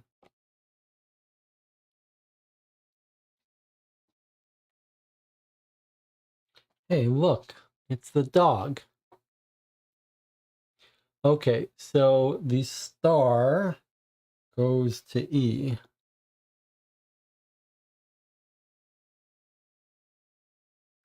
Now, here we are again, where it's told, the game has told us that we followed the boy to the barber shop. Is it E that we're on? Because that doesn't seem to make any... Wait, oh, it's not E, it's U. U. That also doesn't make sense, though.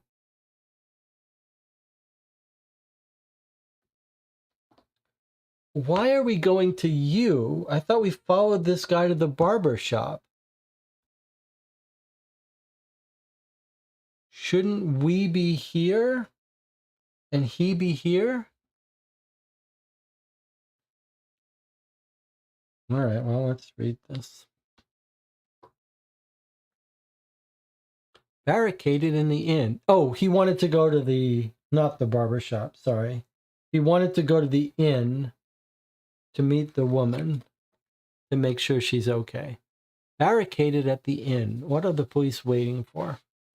Mrs. Lovett had practically barricaded herself in the inn. With the barber roaming the streets, she was afraid for her safety and wondered what the police were waiting for to arrest him. With all those clues pointing to him, we haven't found those clues. But somehow it seems like the game thinks we've uncovered this whole plot about the barber. What were they waiting for him?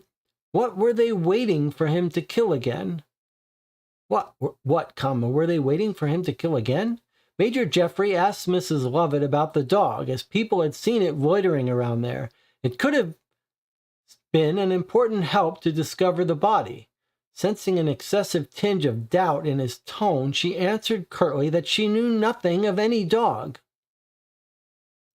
Okay, so Miss Lovett doesn't know anything about the dog, who happens to be in our purse.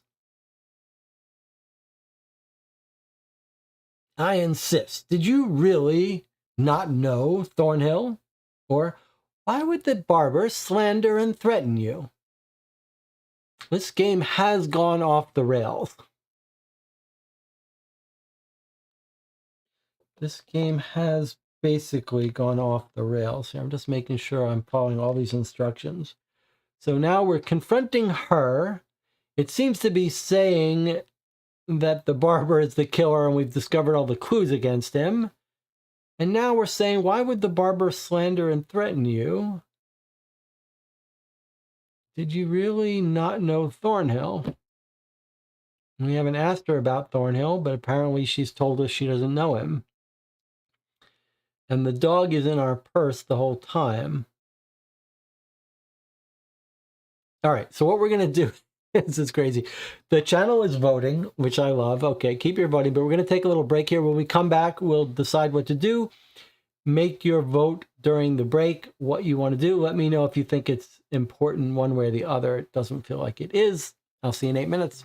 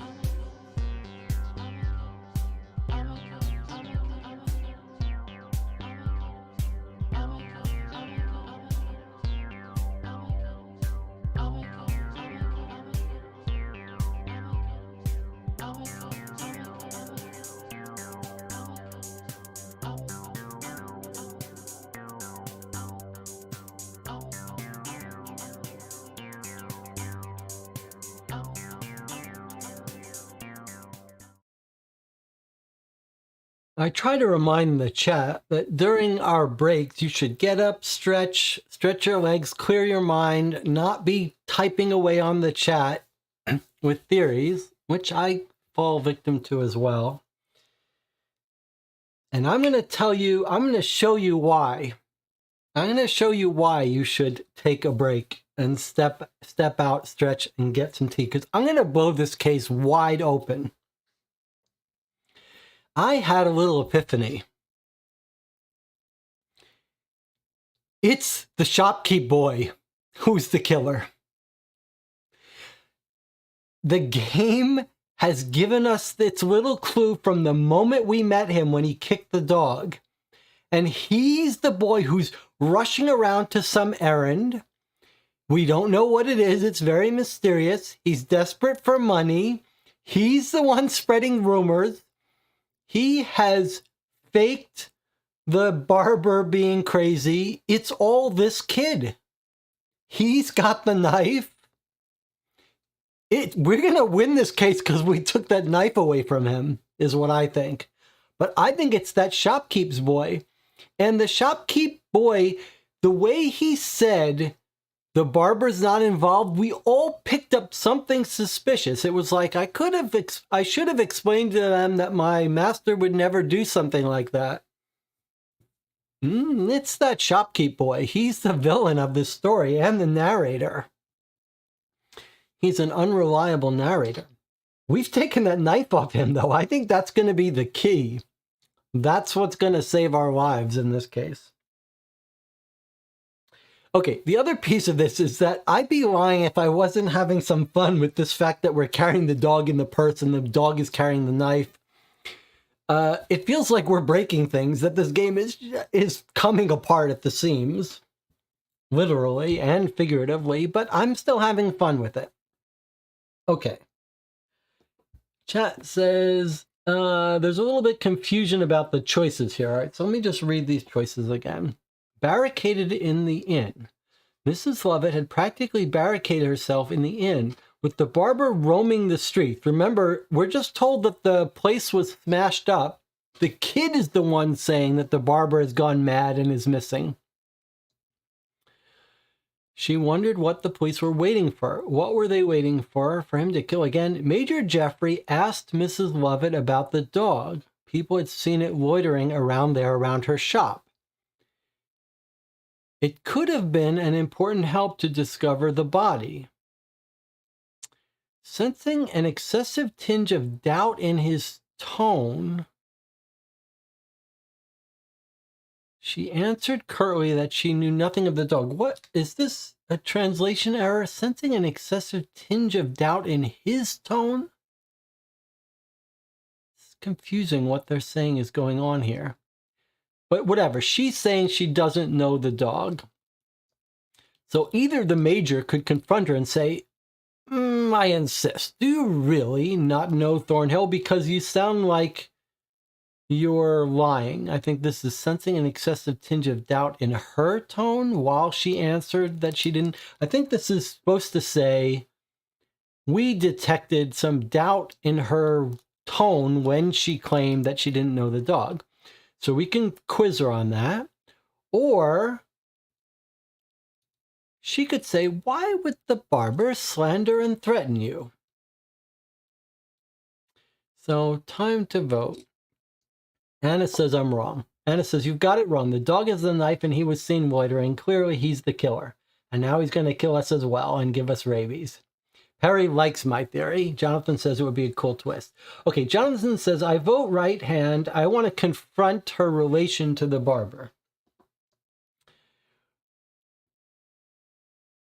I think right hand is important. I'll tell you why. I think we're going to, if we go right hand, she might say, the boy has been telling me he's saying this, and I don't know why, but she's assuming it. So I think this might tell us who has been spreading the rumor. On the other hand, she could just say, I won't sleep with him.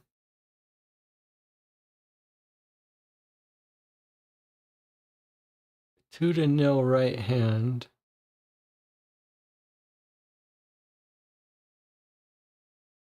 But we've detected she's lying, so that would be nice too.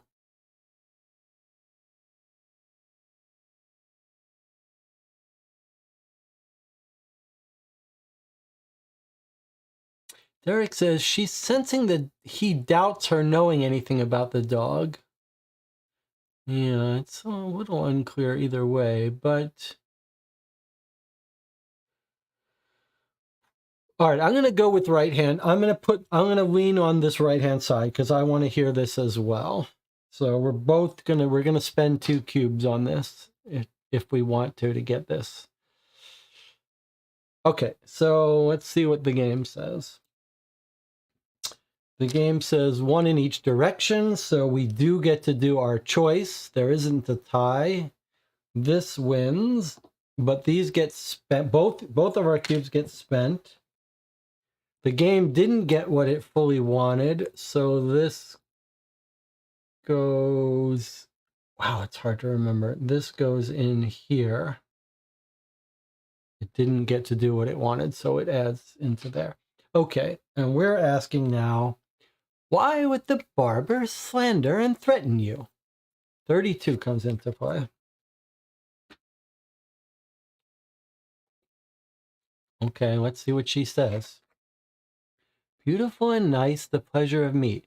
Mrs. Lovett argued that these were dirty insinuations, that Todd was feeding everyone to ruin her. Really? His name is Todd, the barber? That's it. These stories are just classic stories that that we already know. That's how little they care about making these mysteries. It's Sweeney Todd, barber that kills people. Okay, these were dirty insinuations that Todd was feeding everyone to ruin her business, unable to accept that a beautiful woman could also be good at business, at least better than him. The reasons for his resentment, on the other hand, was well known to her. It was nothing more than a stupid and childish spite towards her, a typically masculine behavior. She alluded rather explicitly that Todd would have wanted more than a pie from her, craving for another type of meat, which she evidently was not willing to give him.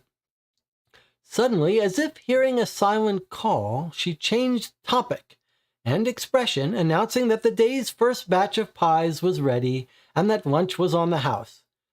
Without waiting for an answer, she took her leave and disappeared down the stairs toward the kitchen.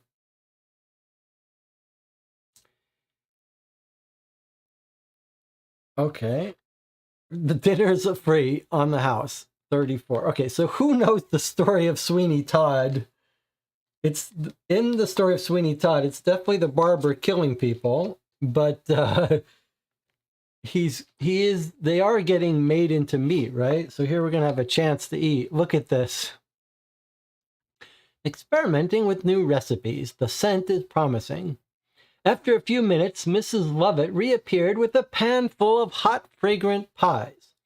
She placed them in the center of a table in a corner of the still-closed shop, quickly set the table without too many formalities, invited them to sit down, and as if to set a good example, she sat down first.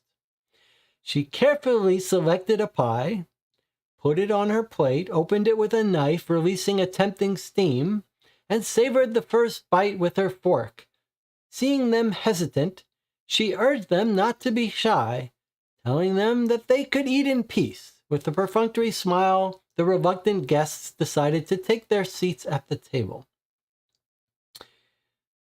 "Let's eat. They smell delicious and I'm starving. If this prevails, whoever voted for this choice receives 2 cubes. And move 2 purple conflict tiles from 3 to 1, meaning the game is less responsible for the outcome.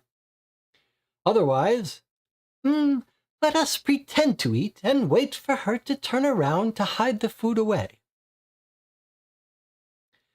So, what does the audience want to do? The audience is voting to not eat the food.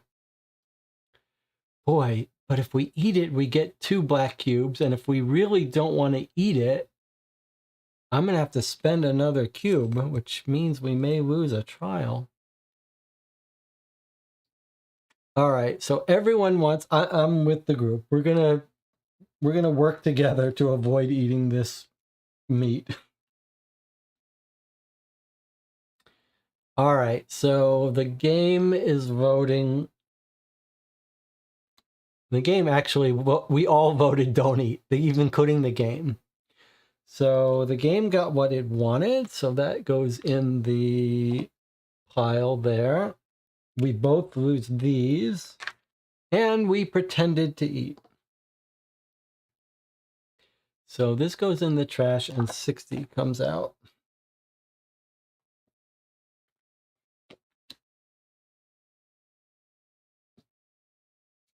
The pawn moves to W. The star pawn moves to W, and the kitchen comes into play. So we're going down to check what's going on here. Okay, so the pawn goes to W. And we're going downstairs in the kitchen. And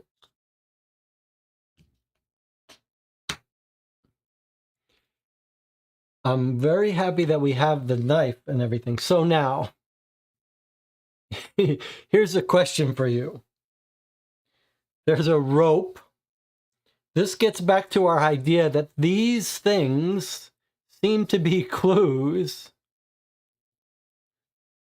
that are it's like we're in the kitchen. Instead of seeing a kitchen scene, we see a rope. It does look like the dog's car, but we have the dog in our purse. So it cannot be the dog. She hasn't cooked the dog. Although I think Anna's on the right trail. But here's what I wanted to suggest. This might be our opportunity to take the knife from the dog. So I suggest we give the major the knife. and let the dog hold the tobacco and pipe in its paws, in its hand. So I've traded between these items.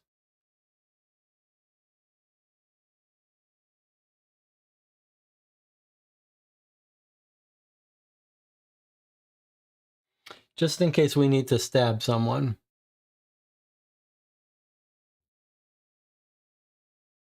The dog was tied with a Savoy knot. Is this a Savoy knot? We don't know. I don't know enough about knots. All right, so I gave the guy the knife just for the time being, in case we have to fight someone here. Here we go. The cook retires towards the truth. Mrs. Lovett, probably realizing that Jeffrey and Joanna weren't eating, resolutely went downstairs to the kitchen. After a moment's hesitation, they decided to follow her. The kitchen appeared as a large basement space, mostly dark, lit only by the hot flames of the ovens. To the left were hooks hanging from the ceiling on which large chunks of red meat were dangling. Advancing cautiously, they realized that the floor was wet under their feet. In the dim light, they saw 2 buckets and a rope, now soaked, severed, despite the semen knot was still intact. In the back wall was a large workbench, and there, in the darkness, Mrs. Lovett was waiting for them. When their eyes met in the dim light, she sighed and said that the time had come to reveal the truth. So I wonder if this might be a translation error. Here it's saying semen knot. Another place it was Savoy knot. Maybe they just translated it inconsistently. 2 buckets and a rope. All right. This goes in the trash. Out comes 62. Oh boy. This looks like she's not going to go down without a fight.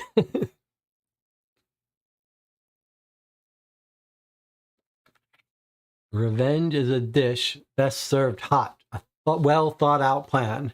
Mrs. Lovett recounted, without masking a certain satisfaction and pleasure, that a year earlier the barber had insistently courted her until he asked her to marry her. After her refusal, he began to defame her, saying there was human meat in her pies. In fact, I remember that he urged us to go to the inn to eat for free, and above all, he continued to harass her by appearing at any time of the day or night, alternating sleazy and mawkish approaches with aggressive outbursts worthy of a mad murderer. The innkeeper went on to recount how Todd showed up armed with a razor, and those times she seriously feared for her life. No longer able to bear the situation, she decided to take revenge on Todd by killing Mr. Thornhill, who had been seen in his shop, so as to frame him through many obvious clues. In the dark, unexpectedly, from behind a sideboard, the menacing figure of a shirtless, filthy, sweaty man with long, unkempt hair and beard emerged. He menacingly wielded a massive, heavy mallet with a handle at least a foot long. This is insane. So the barber has been positioning and harassing and threatening her, and spreading rumors that she's cooking human meat. So to get revenge, she's killed an innocent guy and left clues.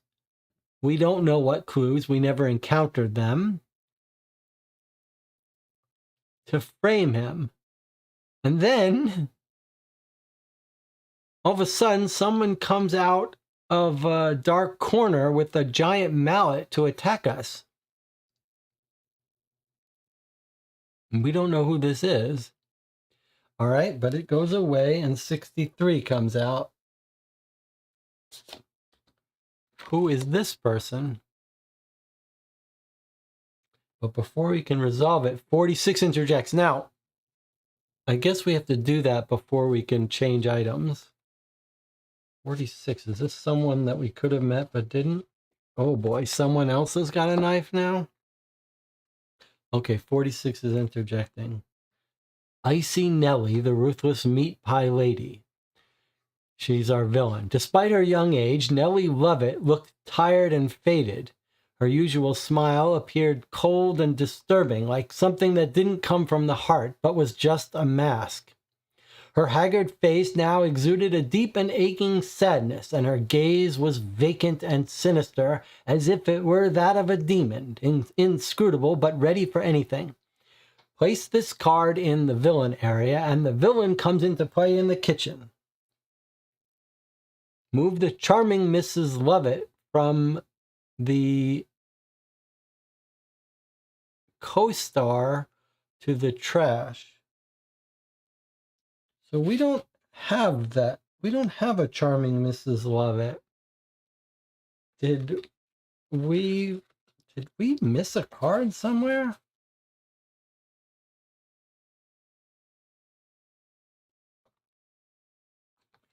So it makes you wonder if I did I miss a card?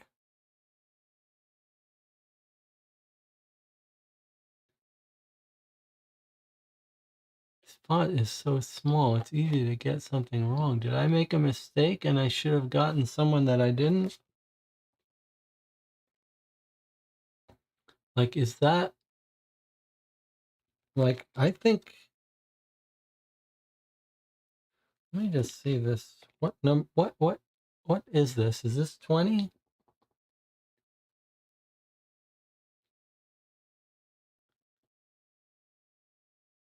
That is 20.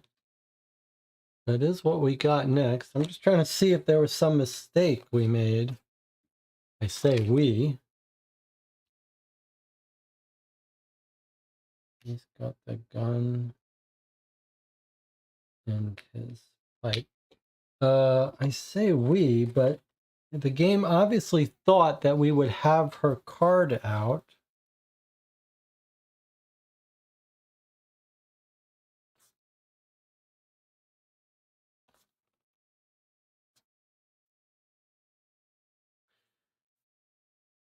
Well, I suppose it's too late now.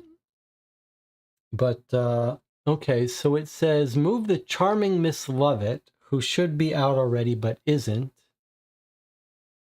into the trash, and move its tokens to this card. So she's supposed to have tokens, so that makes it all the more important that we're supposed to actually have her.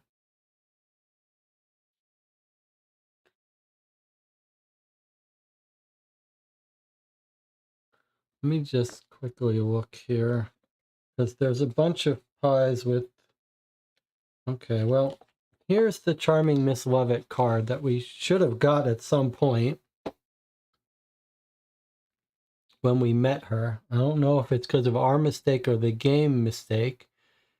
This looks like the actress who played in the Sweeney Todd movie, if I'm remembering correctly. Let's read this. We're going to pretend this already came out. Few knew the name of the young, beautiful, and charming innkeeper, the woman with extraordinary culinary skills. To everyone, she was simply Miss Lovett. Mrs. Lovett. The fame of her meat pies had spread quickly throughout the city, beside the undeniable fact that she represented a forbidden dream for us. She possessed a great charm and very easily flashed her bewitching smile to anyone who bought something in her shop. Perhaps this was the secret ingredient in her recipe. She's got a pan and a kitchen knife.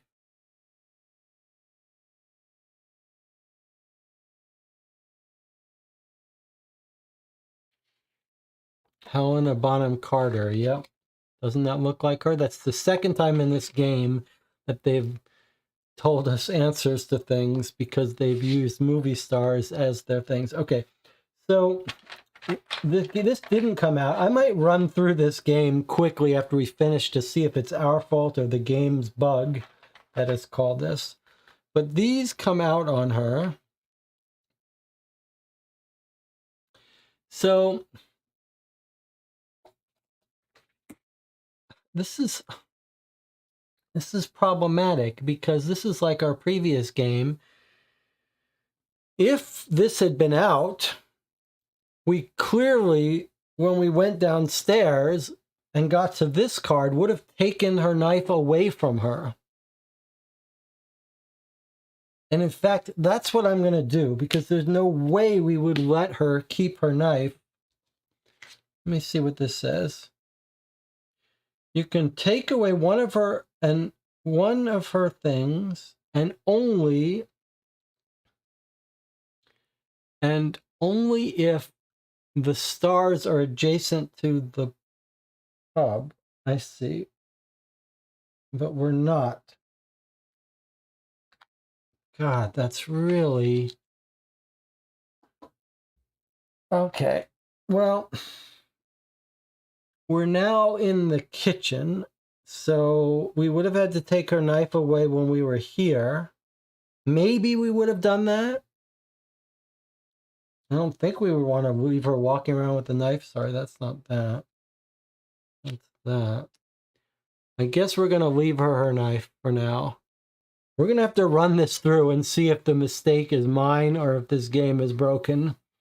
But, all right, we're going to leave her knife. Bad things might happen, but so be it. At this point, we could take things away from someone, but this rule says that even though she's there, it's too late. All right, so we flip this over. It says she's the villain. This comes into play in the kitchen, which is here. We take her knife and her pan and give it to her here. She comes out as the villain. This gets thrown away. Okay. Now that we've done that, we're not allowed to take her items, but we can finish resolving this. This is her helper. The Queen of Gutter Rats, the Thornhill murder. Nellie had commissioned the murder to one of the many gutter rats who lived in the alleys around the inn, eyeing him with food for the day. Thornhill was killed and hacked to pieces, then hidden in the church crypt. So if we'd gone to the church crypt, we would have seen him cut all up. Taking care to disseminate clues to incriminate Todd. The barber, believing that Thornhill had forgotten his hat and necklace in his shop, could not resist the temptation to keep the loot for himself. Todd's slanders had given her an idea to keep a piece of the body to really use him for the pie. The man with the mallet lunged at Major Jeffrey, and Nellie followed him. To pass the test, you must bid a number of cubes equal to the number of players times 2, POI plus 3, plus 2 if a star has her knife, and or the knife from the boy, which we do, or plus 4 if Nellie still has her knife. Okay, so is this some sort of typo? POI plus 3?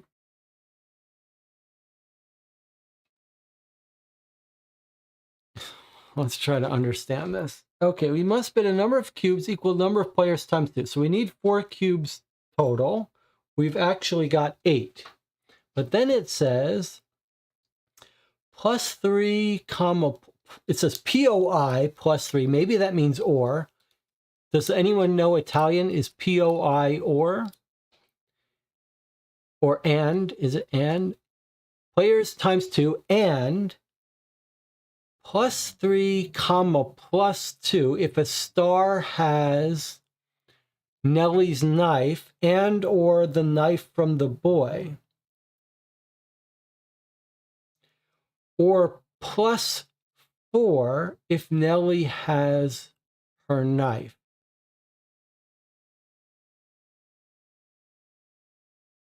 Very confusing. Very ambiguous. Because we've got a situation where we do have the kid's knife, so it should be plus 3, comma, plus 2. but she does have her knife.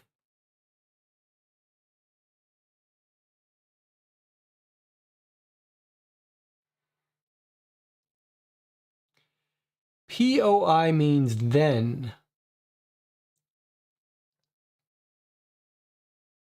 in Italian. Okay, so equal to the number of players times 2, then, which is already awkward, nonsensical, plus 3, comma, oh, then plus 3. Okay, so let's read it this way. Number of players times 2 plus 3.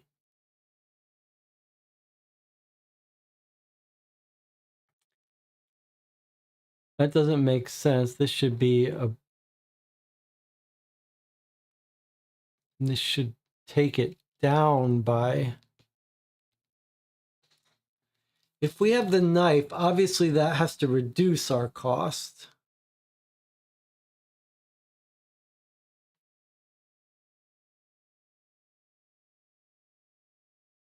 So players times 2 plus 2. So 4 plus 2 is 6. And then it says, and or plus 4 if she has the knife. So we have this, and she has this.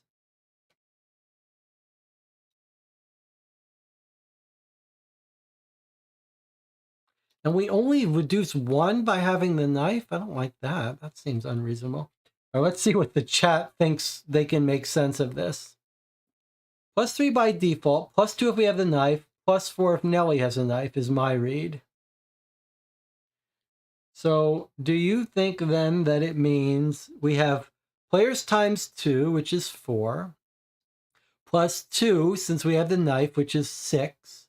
And do you think then we have to add 4 on top of that and make it 10 because she has her knife?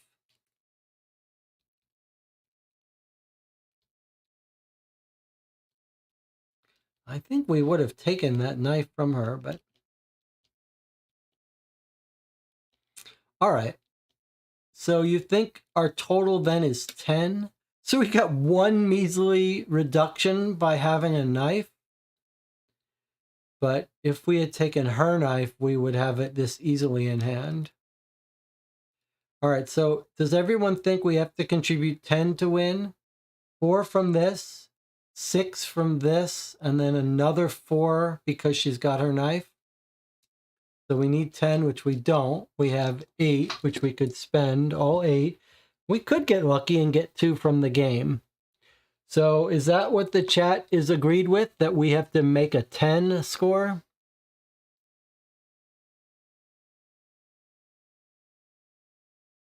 When we're done with this, I'm gonna have to run through this quickly and see if these are bugs that we got here. But okay, so we're gonna say it's a 10 requirement. So we're gonna contribute 8. And now the game has to give us 2. We're going to contribute all of our trials because otherwise we're going to end up dead meat. So there's 8. We need 2 more. But guess what? It's game minus 1. So we have to get 3 from the game. And we're only allowed to draw 3 tokens. So we'd have to get a cube on every single token. Okay, now notice there are no more tiles here. The rules tell us what to do when that happens. The hell is that? Something big just fell from somewhere. Looks like a giant bat in my office, but that's not place. Let's see. There's some disagreement in the chat. Check Jesse. Maybe DJ is right and we should just fail and hope for a later trial. Huh. That's an interesting idea. Shall we try it for fun? All right, let me just see what the game does if it runs out of things. It does say you should avoid wasting your cubes in order to not run out. Okay, let's just read the rules. I mean, this game has gone fully off the rails, but I think you've got an interesting idea. Okay, if it runs out of ones, One available if the game wins. The rules say we're supposed to shuffle these up, but now where does it say that? Let me just make sure. All tokens in this pile are reshuffled when the one pile runs out.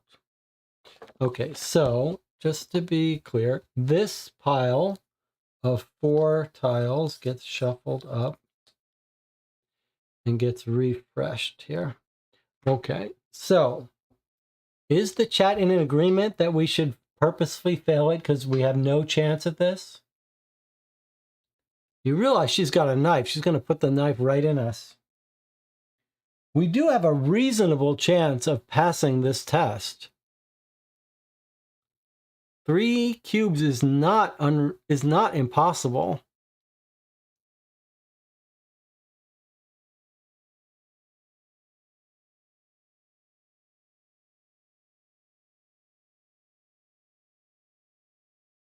All right, the chat thinks we should purposefully fail. Oh, let me think about this for a second. I mean, 3 cubes is not impossible. The only way we don't get that is if we draw.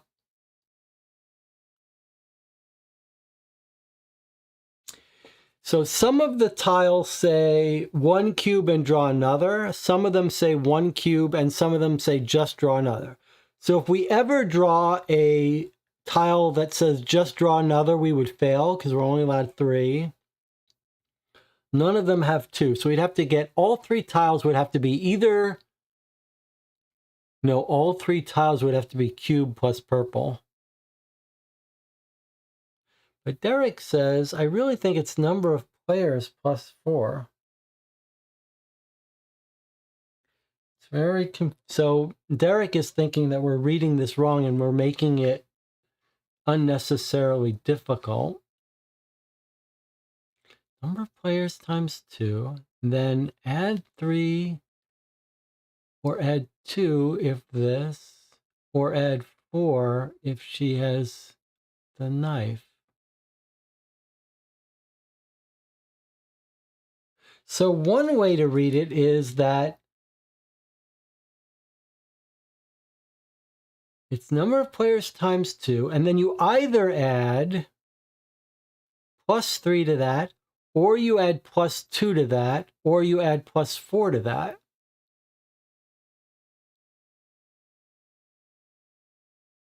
In that case, it would just be number of players times 2 plus 4.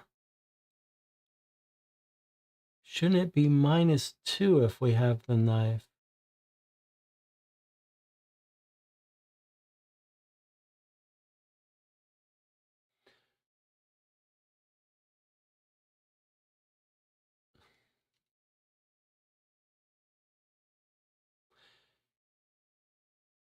Yeah, I mean, logically, it almost feels like these should be exclusive conditions. Plus 3 is the baseline, plus 2 if you have a knife, and then if none of those are true, plus 4.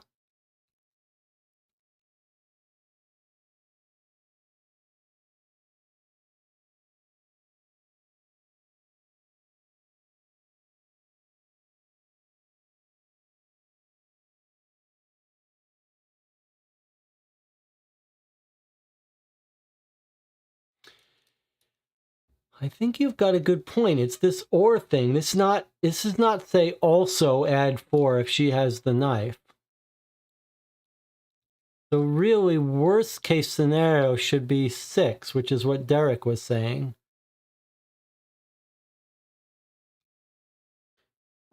So I think Derek is right. Either we have the knife, meaning it's plus 2, or no one has a knife, meaning plus 3, a little bit harder, or she has the knife, plus 4. I think I'm going to agree with Derek. The only question is, we do have a knife. Okay, I think you're right. I think that's the way we should do it. I think we should treat this as a 6 test. It's number of players times 2, and then we're either going to add 3 or 2 or 4. Because we do have a knife, we're going to add 2. So our test is 6. So we're each going to keep one of our cubes. We're going to spend... I feel like we should keep one more. Let's keep one more. I'm going to give it to the audience. But now, if I draw from that tile and it has no cubes on it, we lose. But we have to push your luck. We have to take this game at its word. So we are going to push our luck. If this has no cubes on it, we lose. Oh, how'd you like that? I didn't wait for the audience to agree. All right, I just went with it. All right, it does contribute one. I had to take a chance there. All right, 6. So, oh, but wait, it's one less. I didn't think about that. I'm undoing it. I'm undoing it because I forgot about that. All right, so we contributed 6. All right, I know I'm going to get yelled at for this. This came out. It was what I hoped, but it's -1, 0. So there's our 6. But yes, the chat is right that this could be clearer. But I hope everyone understands what the little bit of cheating I'm doing here. I wanted to push my luck for this, but I forgot that this happened. So I'm going to still let us pass this test. All right, there's our 6. There's that spent. We passed the test. We passed the trial. And these are removed. And then whoever contributed the most gets a disc. I'll give this to the audience. All right, that was kind of crazy and bizarre, but we're considering this passed. So that goes into the trash and 53 comes out. This game has already gone off the rails for us. We're going to have to do an autopsy on it when we're done and see what really has gone on here. All right, what's this now? Let me make sure we've read that right, because I don't trust anything now. Passed. Go to 53. Okay, here's 53. Who is this? We don't know. That's going to be the barber. The end of meals and justice for all. Major Jeffrey, thanks to his courage and his military training, managed to dodge the first blow of the mallet and easily disarm the thug and put him to flight with his own weapon. Meanwhile, Joanna, with an unexpected spirit of initiative, had lunged at Nellie Lovett, starting a messy scuffle on the filthy kitchen floor, immediately interrupted by the Major. The innkeeper was convicted of the murder of Ian Thornhill and was executed by hanging in the public square. My master, Sweeney Todd, was released from prison and acquitted of all charges. He was a rough and violent madman, but he was hardly a murderer. I endured working for him for a few more years, then our paths diverged. 2 days ago, I returned to London after a long time and went to see him in Bunhill Fields Cemetery. He made me smile, the old bastard. His gravestone read, "The best barber in Fleet Street." Today I'm having lunch with Joanna and Roger. They're married, have 3 children, and still live in old Oakley Manor. I'll bring them some good meat pies. Some good ones. Continue with 69. Seems like we've reached the end of this craziness. Or do we have another villain? Congratulations. This is one of the best epilogues you can reach in this sensational tale. The challenge is won. Now it's the time to determine who contributed the most to achieving the result. First of all, whoever has collected white discs gets to throw away a black cube. Okay, so you guys got 1 white disc, which was a bribe to be quiet about my cheating, and then this goes away. So you have 0. I have 1. The game has but 3. That means the person who contributed most to the outcome is the audience. And then whoever has the fewest cubes wins, because we had a positive epilogue. It doesn't end here, though. Continue with 70.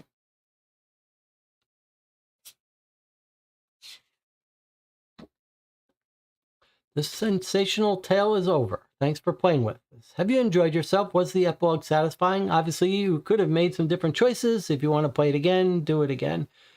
Sweeney Todd, the Demon Barber of Fleet Street, was an original Penny Dreadful, presumably by James Malcolm Rymer or Thomas Peckett Prest.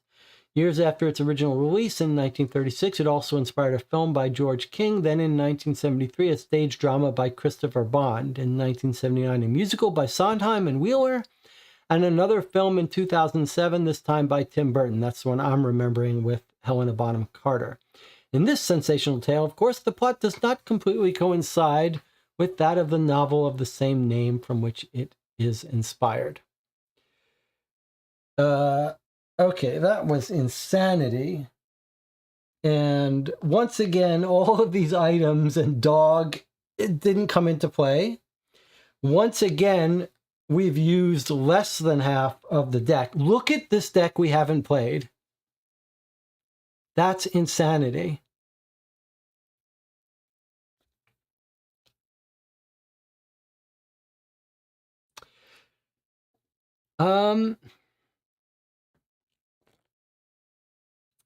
So I'm curious if I made a mistake somewhere that got us off trail, because this case seemed very broken. I think what I'm going to do, this is going to be weird.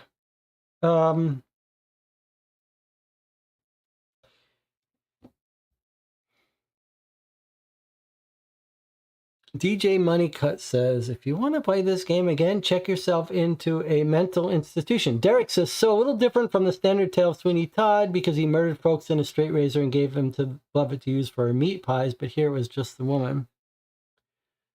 So here is what I'm going to do. This is going to be a little odd for us here. I think the thing to do is see if anyone has any comments they want to make. I would just say this as an experience was very broken, very bizarre. The story seemed to jump around and assume we saw things that we didn't, etc. But most of what we talked about at the end of session 2 holds for this game. Very little to add, except that this one was more bizarre, more disconnected, more useless tokens that didn't seem to do anything. Very odd with the dog and some weird rules. But despite what DJ Moneycut says, I mean, I did have fun. And I almost had, what was especially fun here was breaking things, seeing how things didn't seem to work. But I think what I'm going to do now is I am going to take a break, and then I'm going to sit here for another hour or so. I'm going to very quickly, on camera, replay the case we just made, making the same choices again. I won't worry about vote cubes. I'm just going to, and I'm not going to worry about putting out locations since these seem pointless. I'm just going to run through the cards to see if I made a mistake somewhere. Because it would be unfair to criticize the game too much if I pulled a card I shouldn't have pulled the wrong number. So I'm just going to replay the case by going through the cards, making decisions, not spending anything. If I end up somewhere else, if I did make a mistake, I might try to ad hoc start the game from there.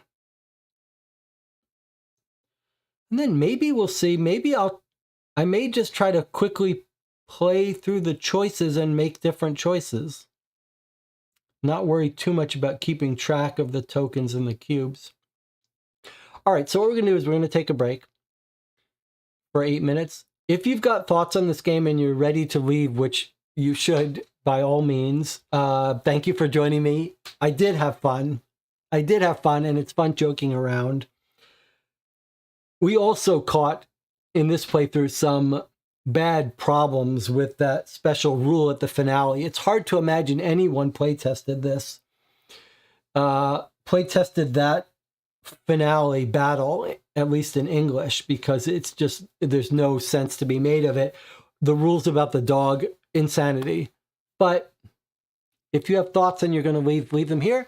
If for some reason you want to keep this on in the background while I replay this informally, quickly, just to see if anyone made any mistakes, then I'll see you in 8 minutes. Maybe I'll even explore making some different choices after that. I got an hour or two. Let's see what happens. I'll see you in 8 minutes.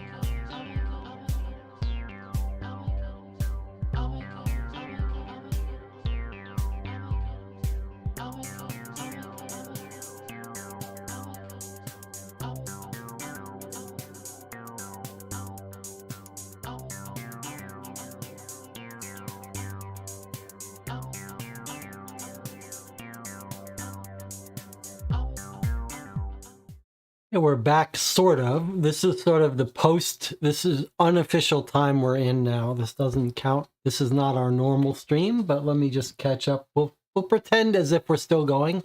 Still 10 people in the chat.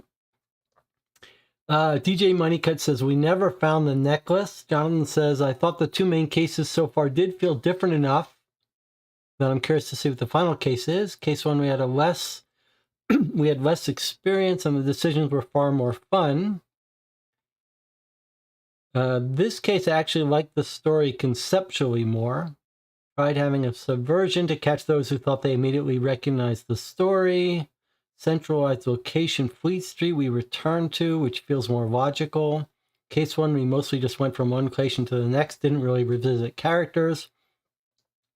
John says, the idea of having this kid as the narrator seemed interesting, but didn't really seem fully realized. You're right, though. It was interesting how it had a little epilogue with him. DJ Moneycut said, you could have the same experience by taking any choice, choose your own adventure book, and voting on what to do. Components add little.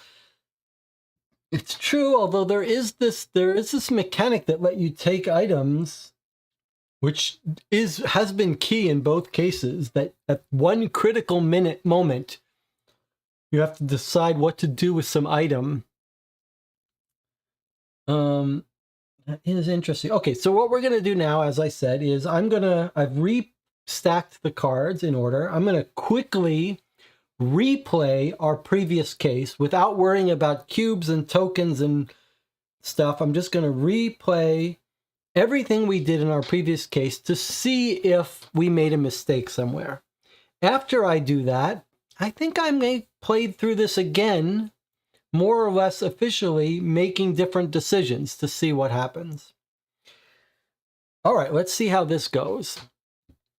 You should not feel obliged. I mean, I say you shouldn't feel obliged to stick around. That's always the case. I do appreciate having some of you regulars here to share the experience with me, but this will be less formal. You should definitely not feel compelled to watch this. I can summarize it at the end so you don't feel like you're missing anything. Okay, so here we go. So the first case brought out the Army Major. He had his items that we never had any use for. Continue with card 2. I guess I have to be a little careful that I don't make the same mistake again. Okay, so this card came out.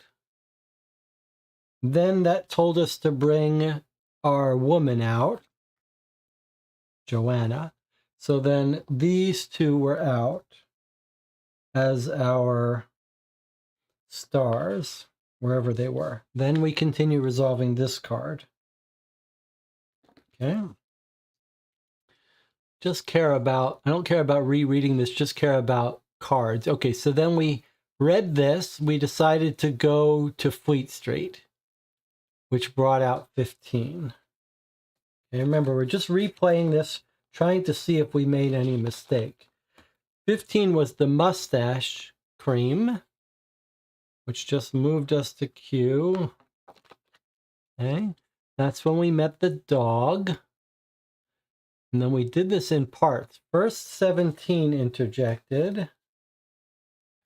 That was the kid, the narrator, young Tobias. Okay, he came out with his stuff. He was in the shop. Okay, then we continued here. Barber. 16 comes out.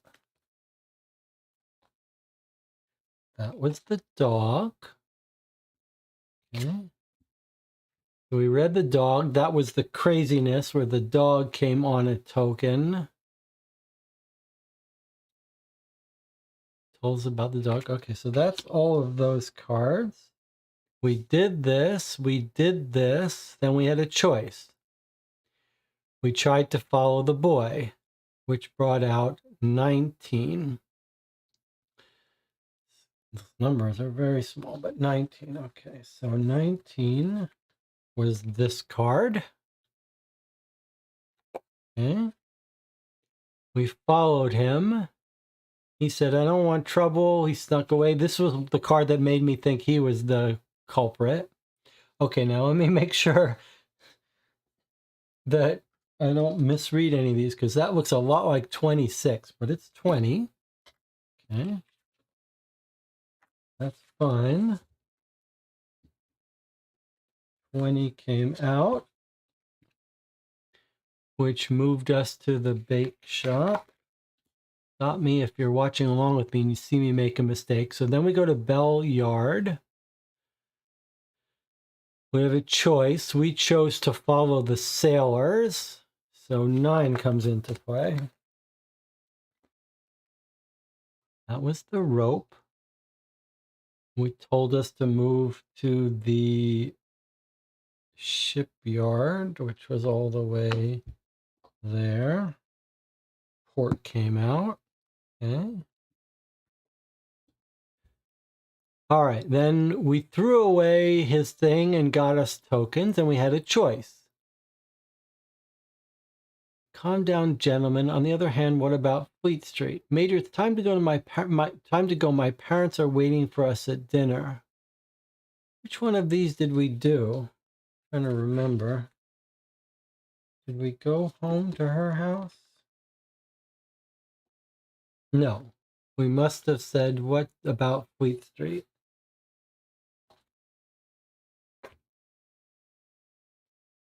So then we went here. Yes, we read this. Lately, he's been telling everyone that she puts meat in her pie. And then we decide to go talk to the butcher. So we go to 42. Okay. That's the butcher. Moved us to L. Just there. And now we're talking to the butcher. Fry the butcher. Okay. He shows us the meat. And then at this point, we asked him about, could anyone else be adding stuff? Okay, so 65 comes into play. I don't know if I'm hoping for me making a mistake or not, but the game, for the game's sake, it better hope that I made a mistake. Otherwise, it's craziness. Okay, 65. This moved our pawn to N all the way up here for some reason. We're at the butcher. He gives us this funny jokes about how she could add it for extra zing. It's more similar to white meat. Then they decide, all right, F all this. Let's just go to her home. Continue with 66.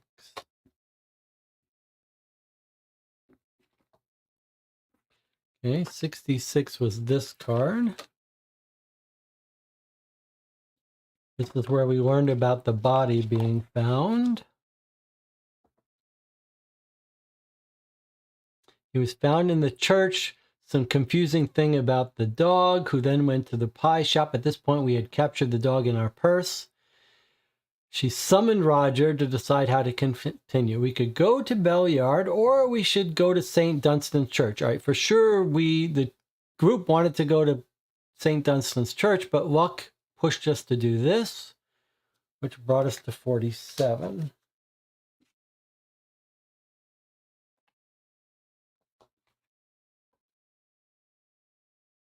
Okay, so this says maybe we better go to Bell Yard, towards Bell Yard, where spotted around the pie shop. So 47 gets us this, which I remember we were shocked by. Like, we were going to the pie shop. Why did we see a barber's blade? This moves to R. Okay.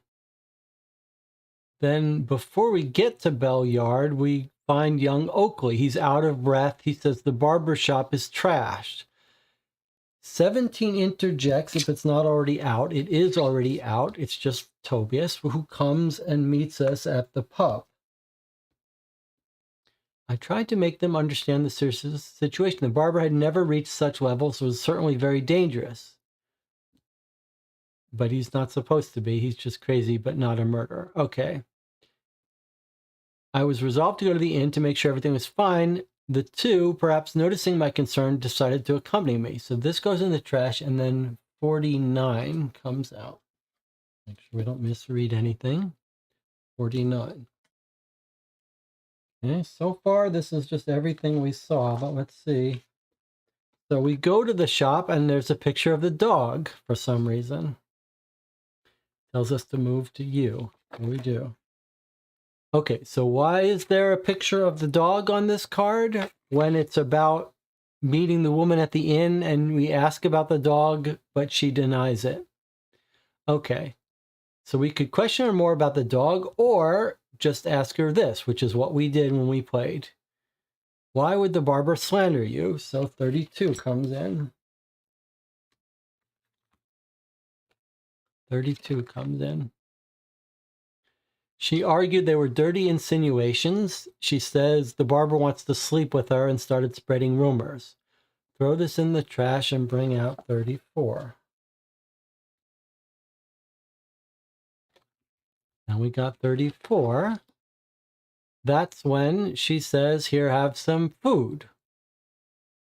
We pretended to eat, but didn't. So let me just make sure the 60s and 69s aren't getting concerned. Okay, it says 60.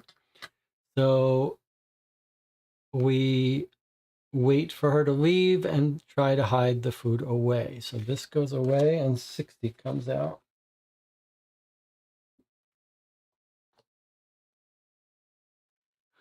So far, everything's recreating exactly how we played it. Okay, then we move to W and kitchen comes out right there. No villain yet. And we've got the sailor's rope. Okay, then she realizes we're not eating. She goes downstairs. We follow her. Then we find the bloody meat dripping with blood. The semen's knot is there, meaning she killed our guy. The time had come to reveal the truth. We throw this out and we get 62. Yeah. Here's the guy with the mallet. She confesses. He emerges with the heavy mallet. We throw this away and we bring out 63.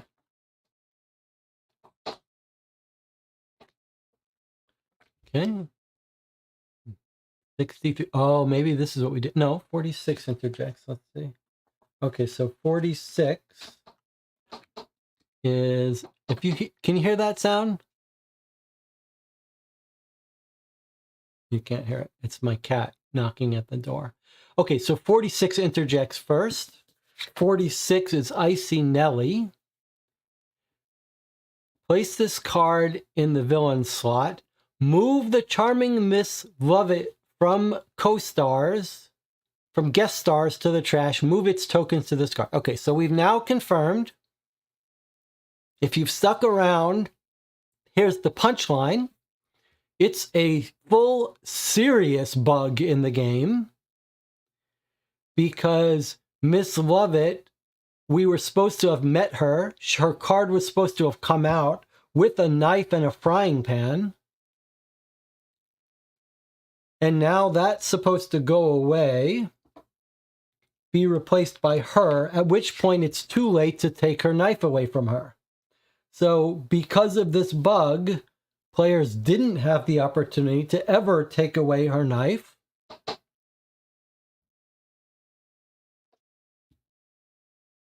I'm going to let the cat in.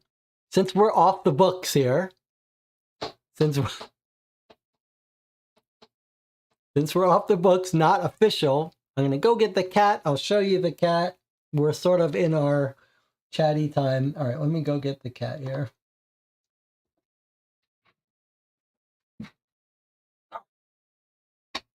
Come on.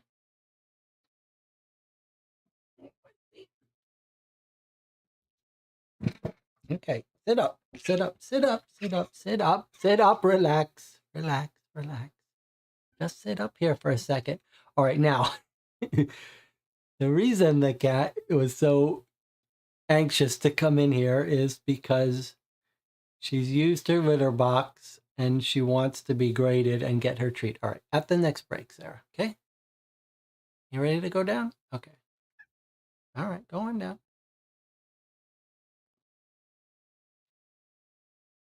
No, no, no, you tried to jump up there. All right. So as Jonathan says, I've been vindicated. The chat says, I never doubted you for a second. Okay, so now we know the game unfolds the same way.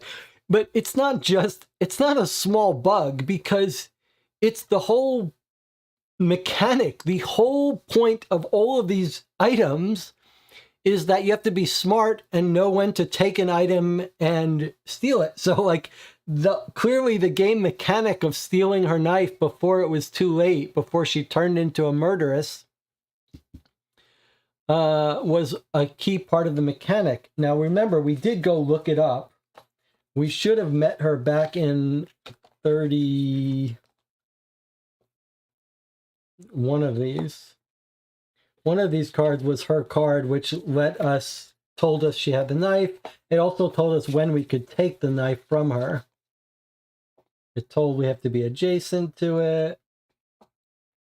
Yeah, that was the card there. So we should have met her at some point, and then she had her knife in her pan, and it says you can take one of her tokens, and only if the stars are adjacent to the pub. So you'd have to meet her before she turns evil. Also notice, this is the exact same, this is the problem with all of these choices, even if it had worked. You can take only one of her items. So do you want to take her knife or do you want to take her pan? It feels like she could use either of them as a weapon. I guess knife is a little scarier. We probably would have taken the knife. Okay, so we have confirmed the game. In addition to all the obvious crazy bugs regarding that final test, there was this whole mechanically broken bug with cards and a certain path leading us to something we shouldn't have done. I mean, in addition to all the stuff with the dog that could be picked up, the fact that this problem happened with this character is pretty severe. Okay, kind of crazy. All right, so I'm going to reset all this now. And while I'm doing so, well, then maybe we should have a more full-throated talk about this case for a second. Now that we've confirmed wasn't an error on my part. It would have been easy to make an error. You could see with all these interjections, you could forget to do one step. But there are lots of other problems here. DJ Monica says, her plan of killing an innocent man to frame Todd, but keeping some of his meat to put in her pie made no sense. I agree. Jonathan says, why do you think they chose to make the dog an item instead of a guest star? So the guest stars don't have well, yeah, we played a case where the guest star told us they live at this location. The only reason to make it a token would be as if you intended to move it around or let it be picked up. So it was very odd that the rules weren't clear about whether you could pick it up and had no use of the dog, and the dog never moved. Very bizarre. I don't really understand it. It really feels to me like they asked a bunch of people to make cases and then didn't give them the support and play testing that they needed to make them work smoothly. Very strange to me. The story of how this game got made is odd, and I think we've seen now that these are, everything's kind of broken, like it's all patched together. And on one hand, it does feel like a polished, produced game. The rules are well produced. There's lots of these tokens. There's lots of text, the cards, the art looks beautiful. I don't quite know how to explain how it doesn't feel like it holds together, and it does feel like it wasn't properly worked out. The only thing you can say, though, is that with all these crazy tokens and so many different branching paths and so many different cards that interject with other cards, you can absolutely see how it was a beast to playtest and that they just gave up. It's very rare to have so many different branching choices in a game, and a game where you see so few of the cards. The text on the dog's card said specifically we couldn't take the dog, so I don't think we were supposed to do that. It did? Let me find that dog. Let me see if you're right about that. Looking back today, I'm sorry. Remember, this is the kid narrating. I'm sorry I bullied that clever little dog. He was affectionate and faithful to his kind master. In the shop, he told us he always accompanied him on his travels. His name was Hector, if I remember correctly. Despite its small size, Hector wasn't easily scared, but never became aggressive. His reddish-brown fur was always shiny and clean. If I could have afforded it, I would have loved to take it with me. But I was struggling to fill my own stomach. I could never feed a dog. He's a token. Place this on the shop to represent it. He can have one token, which must be assigned to his card, but never more than one token. He's a medium-sized mixed-breed dog, 6 years old, wears a handcrafted collar made with a piece of rope tied with a Savoy knot. It doesn't say you can't pick him up or carry him. It just says that the narrator, the boy, couldn't feed him. That's why he didn't take him. The fact that it explicitly calls it a token, like it didn't have to do that. If you remove this statement is a token, then everything makes sense. Then you could just read it as saying you represent him with that black, and this is where it lives, and you can put a token on his card. It would just be like a co-star or a guest star. But it explicitly says, this is a token. This is a token.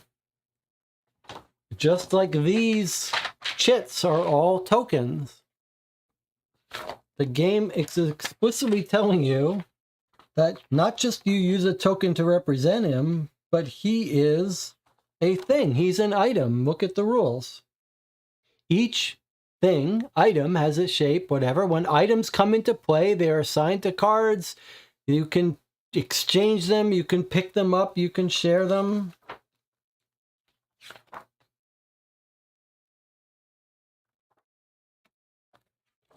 So, I mean, it couldn't be much clearer there. Let's see. Here's more summary of symbols. These are the chits for the 4 types of items. So he's clearly an item.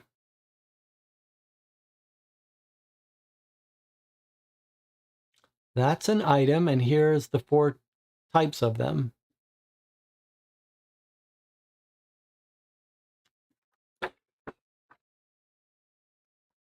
DJ Moneycut says, the dog was running all around town, so how can we be carrying him? Well, I agree with you. That's partly where the game broke, that it seemed to let us pick him up, but then also had assumed we didn't pick him up. All right, so now we are going to, well, we could talk about this more. Channel, keep talking about it. I'll respond to your thoughts. I'm going to reset these games, and I think I may very loosely play and make different choices and see what happens. See if we can get a more interesting story out of this.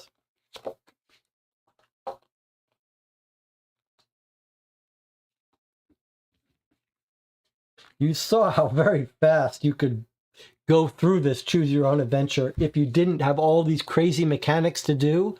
It'd be like a 5-minute game reading. This would be a 5-minute choose your own adventure book if you didn't have to go through all of the mechanics. Well, I guess in fairness, we also spend lots of times debating it. Lots of time debating it. I was so sure it was that kid who was going to turn out to be the culprit, and I was feeling better about the game having decided that that was it.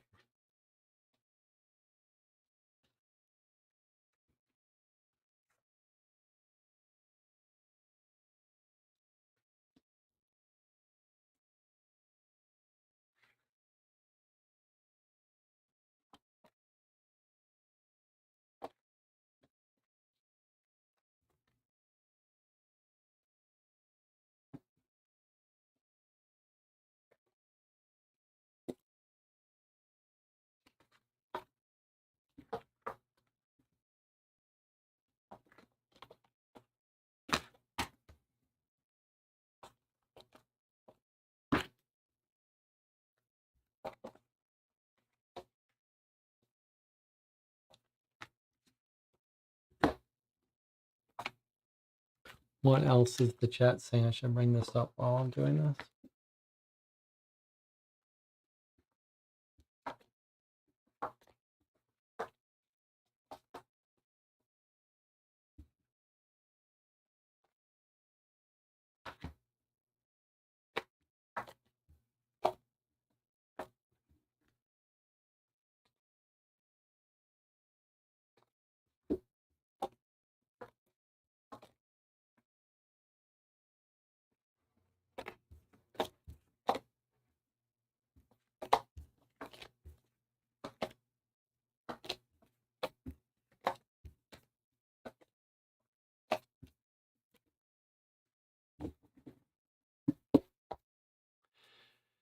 John says, I do think it's interesting that it chose a well-known Penny Dreadful when I assume there's so many lesser-known ones.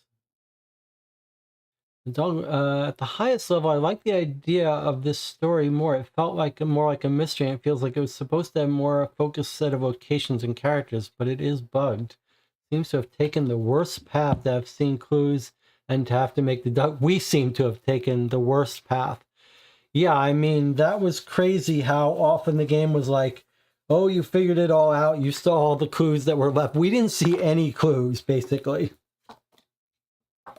We got a very rapid ending of just following that woman down into her kitchen. And then it was like game over. Very bizarre. And we didn't rescue the necklace. DJ says, one of the only solid clues was that knot, but I don't see what it was supposed to mean. Did the cook tie the dog's leash? Because the same knot was in her kitchen. Yeah, I don't really understand that.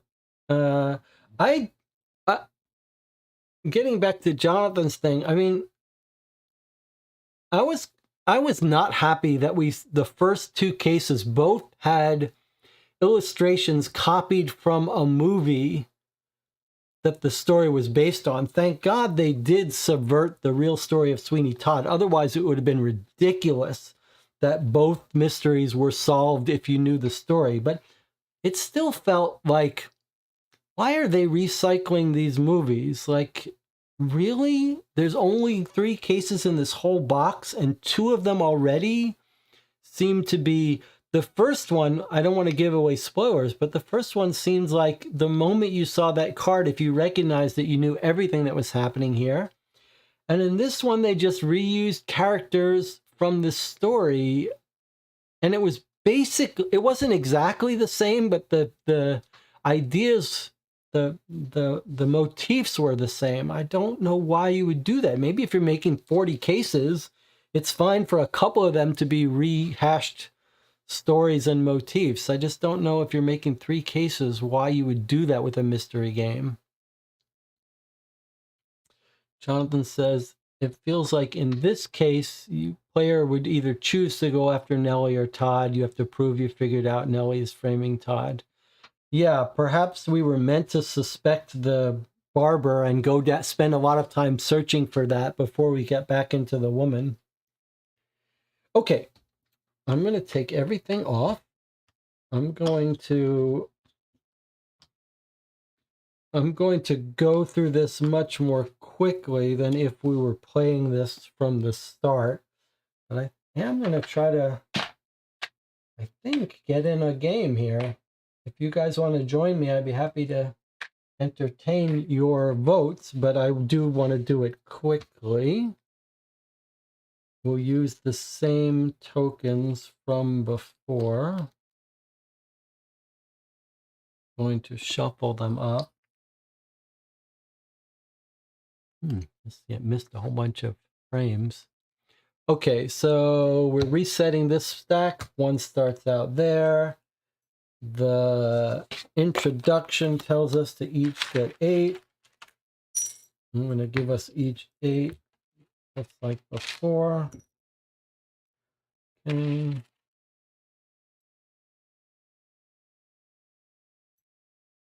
Okay, so there we both have 8. Okay, the Bloody Pearl Necklace, or the Fiendish Mystery of Fleet Street. At least the title was somewhat relevant to our case today. John says, one thing that makes the game a little more unique is it seems open to having a bit more R rating in the story. Same with the art. Yes, that's true.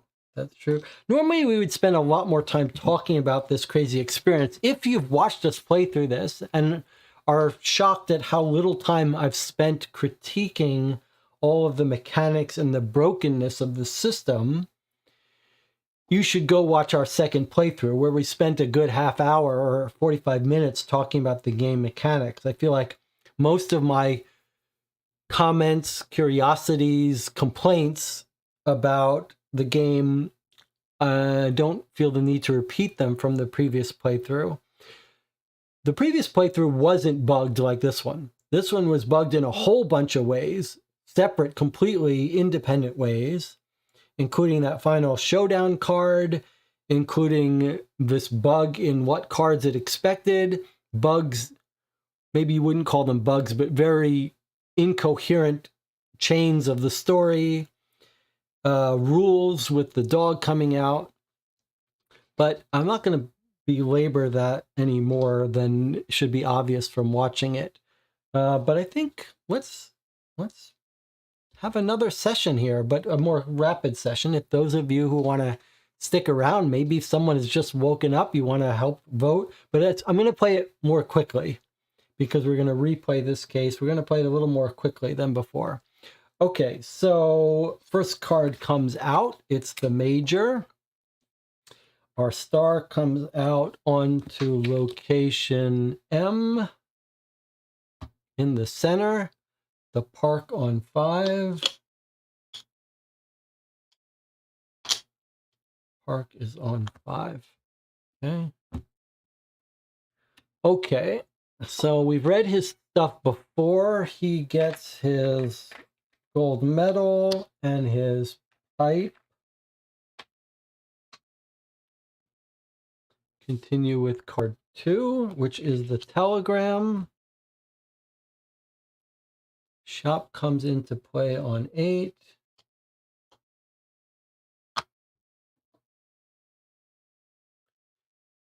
And the pub on 12. He's here. 3 interjects. There's our Joanna. She brings out the mansion on 9. Next to her. Here. That's her card.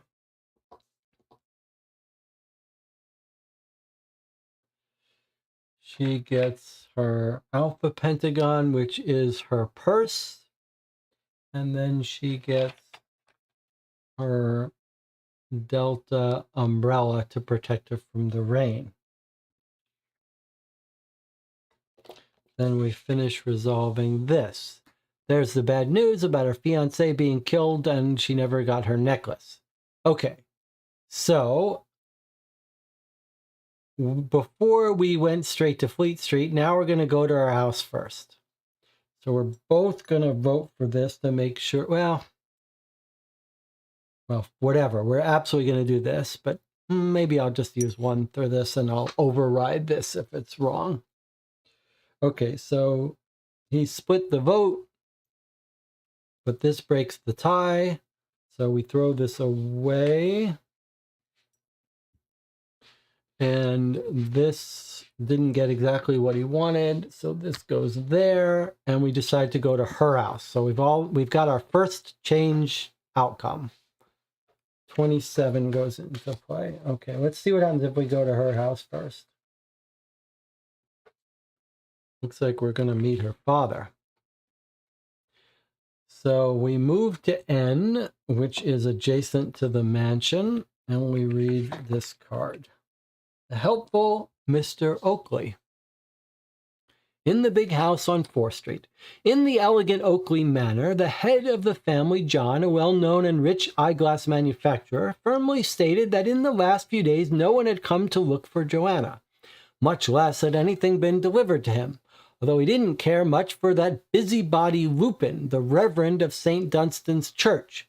Mr. Oakley had to admit that he was always duly informed of what was happening in the surrounding district, and was sure that he might be of great use in the investigation which ought to be undertaken. Why?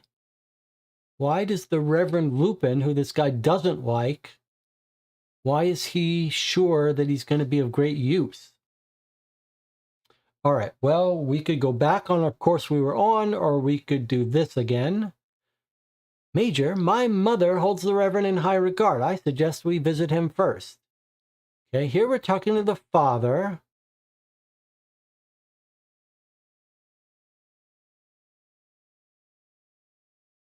The father says he would be of use, and here she is talking about her mother, who we've never heard of before. Okay, so we're going to vote for this. You're going to vote for this. I'm going to turn over a card and ignore it and make sure we always do the different thing. We don't have to. It's a tie. This breaks the...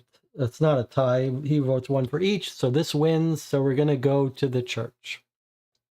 He didn't get his way, so that gets unspent, but this gets spent. Okay. I should split these up. One over. Okay, let's just do that. Okay, we're going to go to visit the church, 51. So far, we haven't had to cheat, and we're preserving most of our cubes. That's good. Okay, here's the Reverend. The pawn moves to R, and the church comes into play. Okay, pawn moves to R, and the church comes into play where? On 13.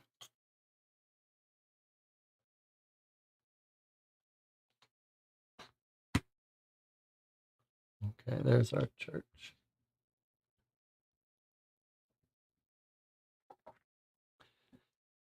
The infinite ways of the Lord in the church garden. Reverend Lupin listened attentively to the girl's story. Then he began to tell her, with his usual calm manner and his breath smelling of alcohol, that Mark's disappearance shouldn't be seen as an absolute evil. The boy had always been a deadbeat, a bad apple. Better to forget about the gold necklace too, God only knew what shady dealings it came from. The Reverend probably knew nothing of Thornhill, but assumed that he had escaped with the necklace, or that he had been robbed or killed. Thieves and murderers were not uncommon among sailors. He pointed to the disreputable faces of a small group who were just leaving the service in honor of St. Nicholas, patron saint of sailors, which is what this guy has. Our guy has a necklace of. Finally, he referred them to Coventry, a jeweler with few qualms about buying goods of dubious provenance. Joanna, let's go to the jeweler.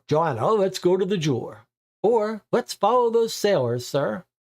Okay, so this is one I for sure want to make sure we do. Let's go to the jeweler rather than get onto the sailors, who we've already followed, but I think this is a different card for the sailors. But either way, I don't want to do that. I want to go to the jeweler. So we're both going to vote for that.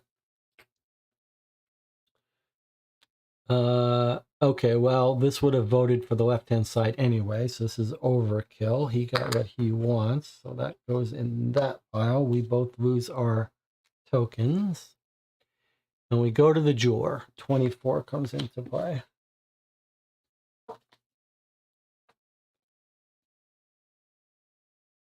The pawn moves to H, and the living room comes into play. I thought we were going to the jeweler. It's kind of odd. How did we end up in the living room? H and the living room comes into play. Where? On 4. Okay. It's the gold business. At the jeweler Archibald Coventry. The jeweler received Roger and Joanna in his living room, but immediately warned them that he had little time for them as he was very busy. He still had to catalog an entire consignment of gold rings that had arrived the day before from Belgium. In the last week, he hadn't received anyone who wanted to sell him a pearl necklace. Also, because now that was a commodity that was rarely traded. Gold was much more in demand and profitable. As he spoke, he nervously parted the window curtains to repeatedly look out into the street as if he felt he was being watched.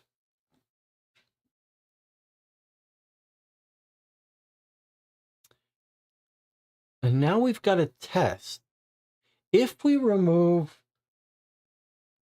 this from our guy, his St. Nicholas pendant, chain, gold medal, then we pass. Coventry looked smugly and pocketed it. If not, no offer, no information.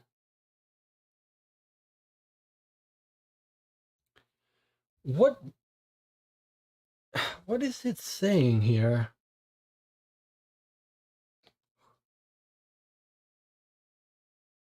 He referred them to Coventry, a jeweler with few qualms about buying goods. So we're talking to this guy, Coventry. Now, if we pay our gold chain medal, then we succeed, and it says Coventry looked smugly and pocketed it.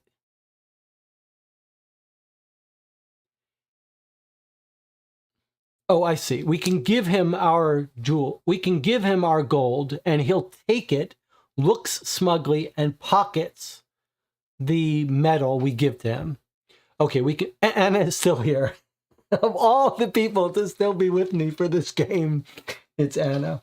Okay, Anna says, looks like we can bribe him with the medal. Yes, you're right. Okay, so I was confused about this being in quotes. This is oddly done, but okay. So we're going to do that. We're going to spend the medal. We're going to succeed, and we're going to bring out 13. So he pockets our gold medal. Let's see if he reveals some extra information now. This is the gold. This is the medallion of Saint Nicholas. We've just given that to him. Let's see what he says. Modest offer, modest information. Coventry, the jeweler, looked at the medal smugly and pocketed it, muttering that he would reply to a modest offer with a modest piece of information. In fact, the day before, someone had tried to sell him a beautiful pearl necklace, but doubting about its legitimacy, he didn't feel like sealing the deal. That someone was the barber of Fleet Street. The two ran out of the jewelry store, but around the corner, 4 crooks with grim faces stopped in front of them, as if waiting for them. They wanted to rob them, and when the major refused to hand over anything, they had no qualms about attacking them. So he just got attacked. To pass the trial, you must bid a number of cubes equal to the number of players plus 3. That would be 5. If you remove her purse or a circular alpha, which we don't have, count -1 players. It should just say count -1. There's no point in doing that. Okay, so if we want to throw away our purse, we might as well. It's only good for money. We haven't found anything else to use it for.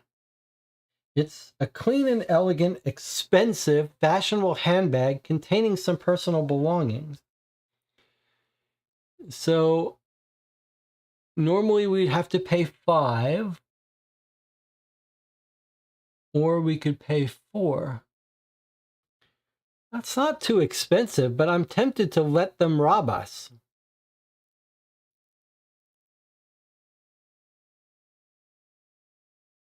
Let's let them rob us rather than spend our cubes. What's the worst that's going to happen? They're going to take her purse anyway. Let's see what happens. I can undo this. This is an unofficial playthrough, so if this ends the game, I'll just undo it. 43. We're gonna bid 0. I'm curious what that would happen. Looks like me. Are we gonna die? John Oakley, a well-known businessman, eyeglass manufacturer, and honorable citizen, reports with growing anguish the dramatic disappearance of his beloved daughter Joanna, which took place a few days ago, together with Roger Jeffrey, a major in the Indian Army. The two vanished into thin air while they themselves were engaged in the search for another missing person, Mr. Ian Thornhill, in the area between Covent Garden and the city. Joanna Oakley is 23 years old, straight black hair and blue eyes. Mr. Oakley will adequately reward any useful report, even if by now, given the time that has passed, it's reasonable to fear for their lives. DJ Moneycut says, this is probably the most playtesting this case has ever had. Okay, so it looks like we may die here. 67. The far end cards of high numbers are basically involving death. Oh, look at this. Too bad, negative ending. You could have done much better. This is the worst epilogue you can reach in this sensational tale. The challenge is lost. Every player is defeated. We suggest replaying it, but give yourself more cubes. And then it doesn't end here, it does. 70 just says, tell us, did you like it? Okay, so this gives us an opportunity to say something more, another big problem with this game. So we had a trial. The trial says you have to bid a certain number of, you have to spend a certain number of cubes to pass it. Remember that, especially with solo play, and you can push your luck and hope to get a couple cubes contributed by the game. And that in one of our fights, we thought about intentionally losing because maybe we would need those cubes later. But every sign we have seen from the game suggests that these trials, which are pretty rare, are instant deaths. Now, if a trial is an instant death, if all the trials or most of the trials are instant deaths, you're basically rendering the push your luck element here and the decision space. You're mostly making that a useless decision, because if you fail, you end the whole game. So the risk is so high of failing that you dare not take any chance. And it was a kind of a fun idea that we had when our first playthrough of deliberately losing a challenge, a trial that we would probably not succeed at, to save our tokens for when we get to a test that we could succeed at. But if these trials are all instant deaths, then that goes out the window and it becomes a much less interesting decision. So we're just going to rewind this and spend the tokens we need to beat it. So spending this purse just saves us 1 cube, hardly seems worth it, but now we have to spend 4, so I'm going to put 2 from me and 2 from the audience. And the purse, we give them the purse, we give them our cubes, which are money, to succeed. And then we go to 58. So I'm going to put these away and go to 58. So they robbed us, they stole our money. I'm going to put these back in the deck.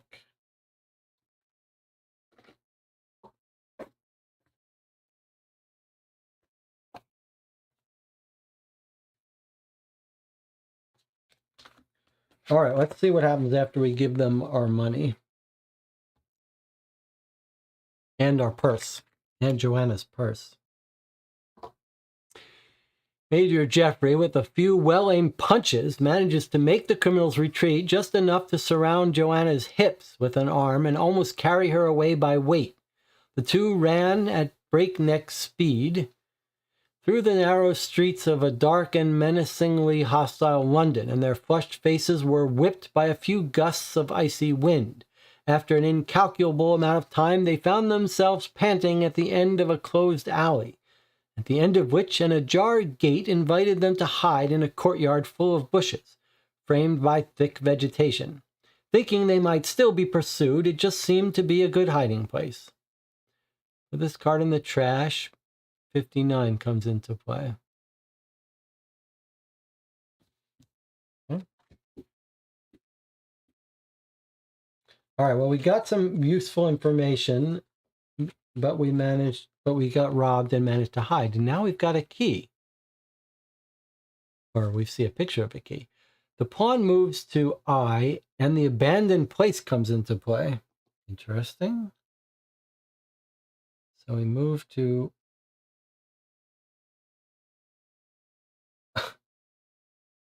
I. Can I just point something out? This game is full of mystery to me. It's like a game from an alternate universe. Let me just see if anyone can figure out what's the system of lettering here. A, B, C, D, E, F, G, H, I, J, K, L, M, N, O. Okay, so there is a system. It's diagonal. A, B, C, D, E, F, G, H, I, J, K, L, M, N, O, P. Okay, that's a very weird choice, but okay, at least it is a system. What about the numbers? 1, 2, 3, 4, 5, 6, 7, 8, 9. Okay, so everything is diagonal. All right, well, I was going to complain that it's totally random and illogical. It's not. It's an odd choice, but it does have a system, so I withdraw that. But again, it's like they've broken all conventions. All right, so that came out I, and abandoned place came out. Okay, so there's the abandoned place, which comes out on 6. Stuck in a dead end, the two entered and cautiously walked a few meters inside the unkept courtyard, following a path paved with disconnected stones, when suddenly the gate closed behind them with a gloomy creak, probably pushed by the strong wind. Joanna instinctively grabbed the bars. The keyhole lock was more modern than the gate and appeared solid. They were stuck in the courtyard. To get out, you had to climb over a high fence, avoiding its sharp points.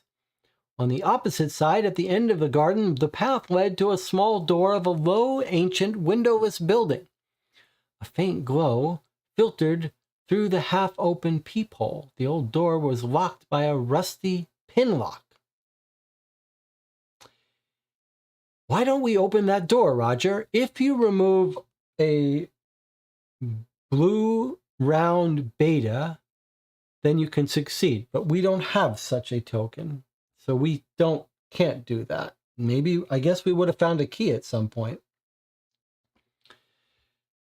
Joanna, I don't like it here. Even if it's dangerous, we should climb over the fence and leave.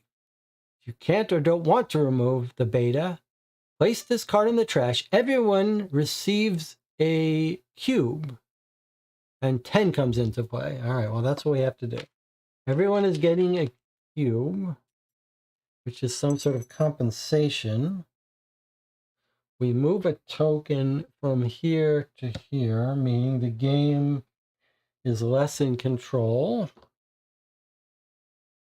Sorry, from 3 to 2. And then 10 comes into play. Let's see. That's it? We're going to be injured? The pawn moves to N. Back home. Wet, cold, and disappointed. Oh, this is their sigil of their home or something. Finally, they managed to return to Oakley Manor safe and sound, albeit cold and without having achieved any substantial progress in research. When Jeffrey said goodbye to Joanna, the girl's tired face reflected all her disappointment. A night of restful sleep would be good for both of them and would allow them to recover both physical and mental energies. Their awakening, however, was rather abrupt. Joanna was hastily awakened by her father, the harbinger of gloomy news. In the crypt of St. Dunstan's church they found a body, which very likely belonged to poor Lieutenant Thornhill. Joanna summoned Roger immediately, and together they set out to reach Reverend Lupin's church as soon as possible. So we're going back to Reverend Lupin. Continue with 12. All right, so we're back with the Reverend, who we already met once. Here we're going again. So we go to V, there, and is that right? Is it a V? And the cubicle comes into play. And if needed, the church, but we don't need the church because we already went there. Cubicle seems like an indoor space. Okay. Cubicle is there. All right, let's see what he has to say for himself now. The body found, St. Dunstan's Church. The church was surrounded by a small group of onlookers, kept at a distance by police officers. Many rumors circulated uncontrollably in the crowd. The body seemed to be that of Lieutenant Thornhill, killed and butchered with a very sharp-edged weapon. Nobody was talking about the pearl necklace. 39 interjects if the charming Miss Lovett is not already in play. Okay, so there's our Miss Lovett, otherwise known as Helena Bonham Carter. The charming Mrs. Lovett, an extraordinary cook. Few knew the name of the young, beautiful, and charming innkeeper, the woman with extraordinary culinary skills. To everyone, she was simply Mrs. Lovett. The fame of her meat pies had spread quickly throughout the city, besides the undeniable fact that she represented a forbidden dream for us. She possessed a great charm and very easily flashed her bewitching smile to anyone who bought something in her shop. Perhaps this was the secret ingredient in her recipe. Okay, so she gets a gold square beta, which is a large pan, and she gets a round red beta circle, and we can take one if we're adjacent to the pub, which we are not. She comes out as a guest star, and it tells us that she lives at the pub. She doesn't get a token, she doesn't get a pawn, she's just at the pub. Okay, now we return to this card. Among the crowd was an agitated Mrs. Lovett, talking to Reverend Lupin. But she hurried away as soon as news circulated that the police had stopped the barber, but without hard evidence against him. Come, Joanna, let's follow Mrs. Lovett so we can talk to her. Or, Geoffrey, listen to me. Let us go to the police to understand the charges and provide our testimony.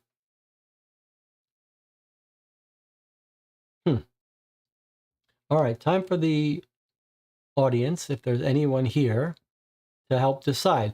If we go to Mrs. Lovett at the pub, we can steal her knife. But in our previous playthrough, we talked to her plenty, so maybe we should follow this path.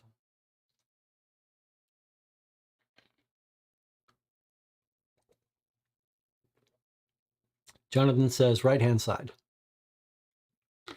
All right. We have a bunch of cubes. All right, I'm going to split the vote so we have an extra cube, but if it comes down the wrong way, I'll cheat. All right. Well, the game voted for the right-hand side, which is what we wanted to do anyway. So we're going to do the right-hand side. I keep this. The audience loses its cube. The game got what it wanted. So this goes there. Geoffrey, listen to me. Let us go to the police to understand the charges and provide our testimony. 25 comes out. No, we've not heard anything about the barber of note. Okay, so this is the police officer. Justice is served? Heavy sense of guilt. Thanks largely to the background provided by Joanna Oakley and Major Roger Jeffrey. Wait, what?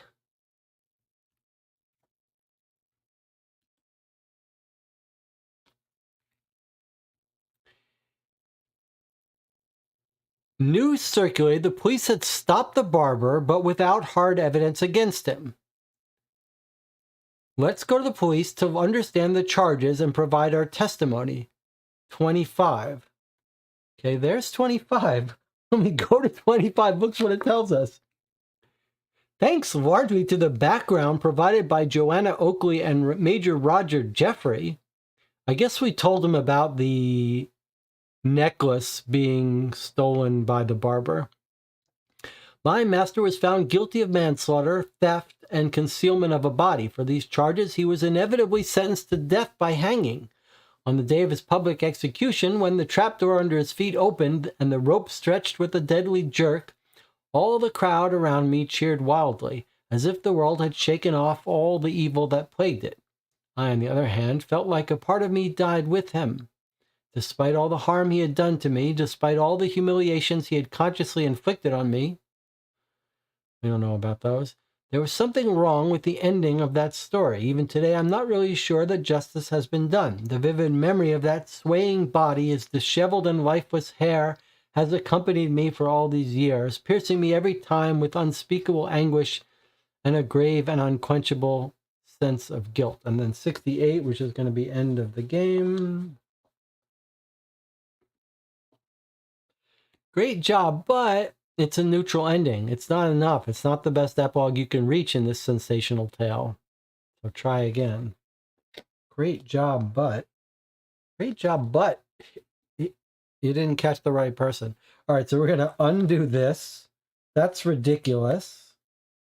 We went to find out what happened, and we ended the game based on our testimony, which we didn't want to, which we didn't think got him in trouble. But we did give them evidence about him robbing it. Okay, so instead of going to the police, we're going to go to Miss Lovett, 33.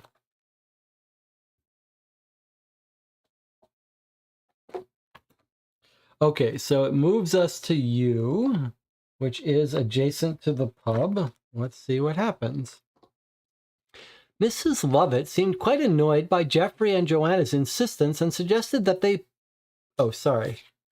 Before we do this, let's take her knife. We're adjacent to the pub, so we're adjacent to her.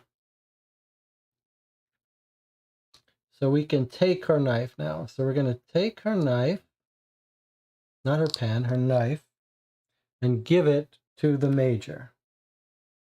He's allowed to hold red. She's not. Okay, so that's it. So we walk in the door, we take her knife immediately. Somehow she's not too upset about that. She's still got her frying pan. Okay. She's annoyed that we're still looking for incriminating evidence to confirm the guilt of that madman Todd. Otherwise, the police would soon release him. She seemed almost afraid of the idea that Todd would be back on the loose. Her gaze quickly darkened, and for a few minutes she stood staring at a fork she was holding in her hands. What had that man done to make her so afraid? So many things they still didn't know about this dark tale. When Joanna asked if she was all right, Mrs. Lovett snapped out of her reverie. She said that it was lunchtime. She would gladly offer them a first batch of pies of the day. Then she went down to the kitchen to get them. Okay. 34. Seems like we're back on the track we were on before. Yes, we are. So we're back. We've now merged in with the track that we finished this game on. Now we took our knife so we would have an easier time beating her. But we already know how this ends. We didn't even meet the dog. We didn't meet the boy. And yet he's narrating the case, says Jonathan. We never seen Tobias, so we would never understand who's narrating this story. That's absolutely true. That's absolutely true and bizarre. All right, so we're going to eat the pies, because if we don't eat the pies, we're on the same exact... is that true? Let me just see. If we don't eat the pies, do we have to follow her down, or can we choose to not follow her down? Yeah, if we eat the pies, we have to follow her down. So I think that's right. So we don't eat. She goes downstairs. Yeah. Okay. So we have to eat the human pies, the cannibal pies. All right. So we're both going to vote for it. Whoever voted gets 2. So we both get 2. And then we move a token from 3 to 1, meaning the game is less responsible for the outcome, and 14 comes into play. So if you didn't vote for it in a group, you wouldn't get cubes. Okay, 14 comes into play. So let's see what happens when we eat. Oh boy, are we going to have eaten dog? That weird aftertaste. Even after so many years, I believe that Roger and Joanna died on that inauspicious day, gasping on the floor of the inn in excruciating pain, poisoned by the food they had eaten. Oh, she poisoned us. For a long time I was haunted by a recurring nightmare that made me relive that scene. Those 2 poor fellows were writhing on the ground in agony, seeking each other for a last desperate embrace. As they did, the perfidious Nellie Lovett, giggling, kicked them as she revealed in a sadistic and mocking way that beside poison, they also had the pleasure of tasting dear Thornhill's annoying dog in their pie. Poor Hector, a faithful and tenacious friend who looked in vain for his master until the very end. A sad story that went unpunished and that marked me forever. I never saw Nellie Lovett again except in my worst nightmares. And then we would go to 67, which is negative ending.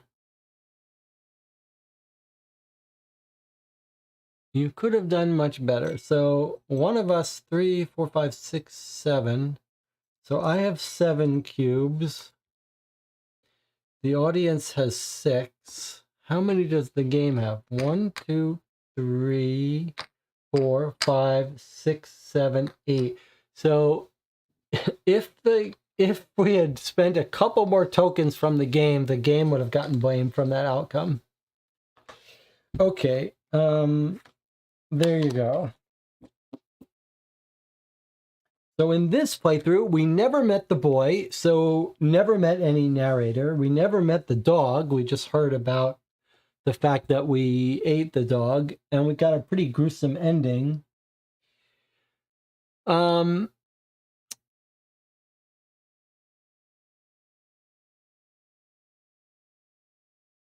So we ended the game if we went to the police, and we ended the game if we went to her house. Was that all because were we on rails once we visited the jeweler?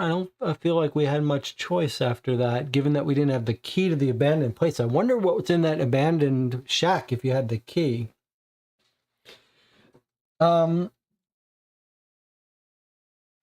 mean, it's interesting to talk about this experience because on one hand, it's like broken. There are things that are happening that don't connect right. On the other hand, there are interesting things to read on the cards. They don't feel like they're earned, but the actual writing of that little snippet is not bad. It's an attempt to have some emotional resonance, and some of it is not bad, like him feeling bad for his barbershop owner. It's just, as a little snippet, it works. It just doesn't fit into the rest of it. And it is absolutely fascinating that there are these different paths. It really does feel like you could take a choose your own adventure book, and this would have a similar amount of paragraphs and branches and lengths of each stories and instant deaths. That does match more of a choose your own adventure book than it does a game. And if you could play it super quickly, which maybe you could if you don't spend too much time thinking about it like we normally do, maybe it would go so quickly that it would be like we got a positive outcome again on our first playthrough. I think if we played it and very quickly got a negative ending, it wouldn't be crazy to play it again and do completely different choices. But you'd have to be searching around for, like, it's not clear. You can't use deduction to figure out what choices to make. It's just random. There's no way you could have predicted which would lead you to the good outcome. I suppose eating those pies was something you could predict you shouldn't do. We were just looking for a different outcome. But if we wanted to see more of the story, it's hard to know how far we would back up to, where we would make a different choice. Like, we have to go before this, because we know how those two outcomes ended. You can't really choose to open the door. We'd have to have the key, so we'd have to back up further than that. We died if we didn't beat the robbers. I guess we would have had to not give him the jewelry where we found out information. Instead,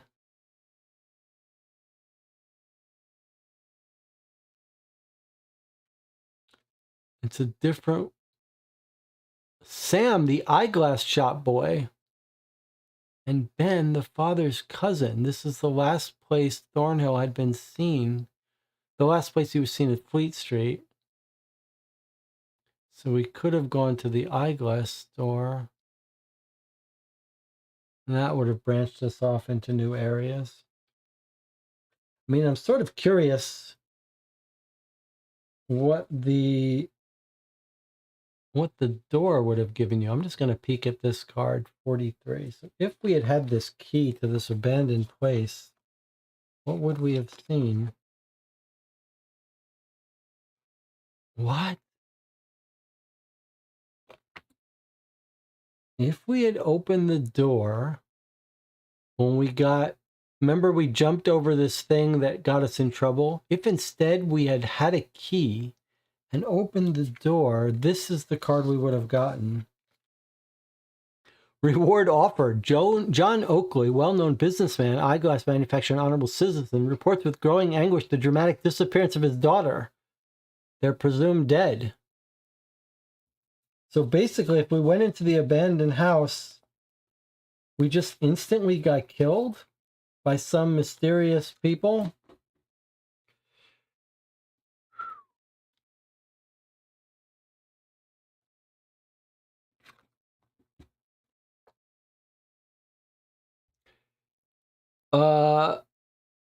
We are going to play the third case in the next couple of days. I have to say, I mean, I have a very strange reaction to this game. I find it utterly fascinating and it's sort of enjoyable. But it's partially enjoyable because it's like from an alternate universe and it's been transported by here to here broken. It's broken. It's broken in all sorts of ways. It's like bandaged together. On the surface of it, it looks finished and polished and like it should work. But underneath the covers, it's like the wheels are coming off it. But in some ways, it's kind of fascinating to see how the wheels come off. I mean, I'm enjoying it. I am actually enjoying it, but it doesn't feel like a finished working game. It feels like a computer program where the memory has gotten corrupted. Weird things are glitching out. It's glitching out. The game is glitching out. And it's almost like it's been through a cycle of translations where the rules got translated weird and didn't work. although the rules do work, it's just it's not, it's glitched. I don't want to call it broken because broken is not the right term for this, really. I've played broken games where you say, hey, the intended way to play this doesn't work because the motivations are wrong. This is more like it's glitched. Like there's a good game in the alternate mirror universe. In the Bizarro version of this, it's a good game. But it's all glitched out.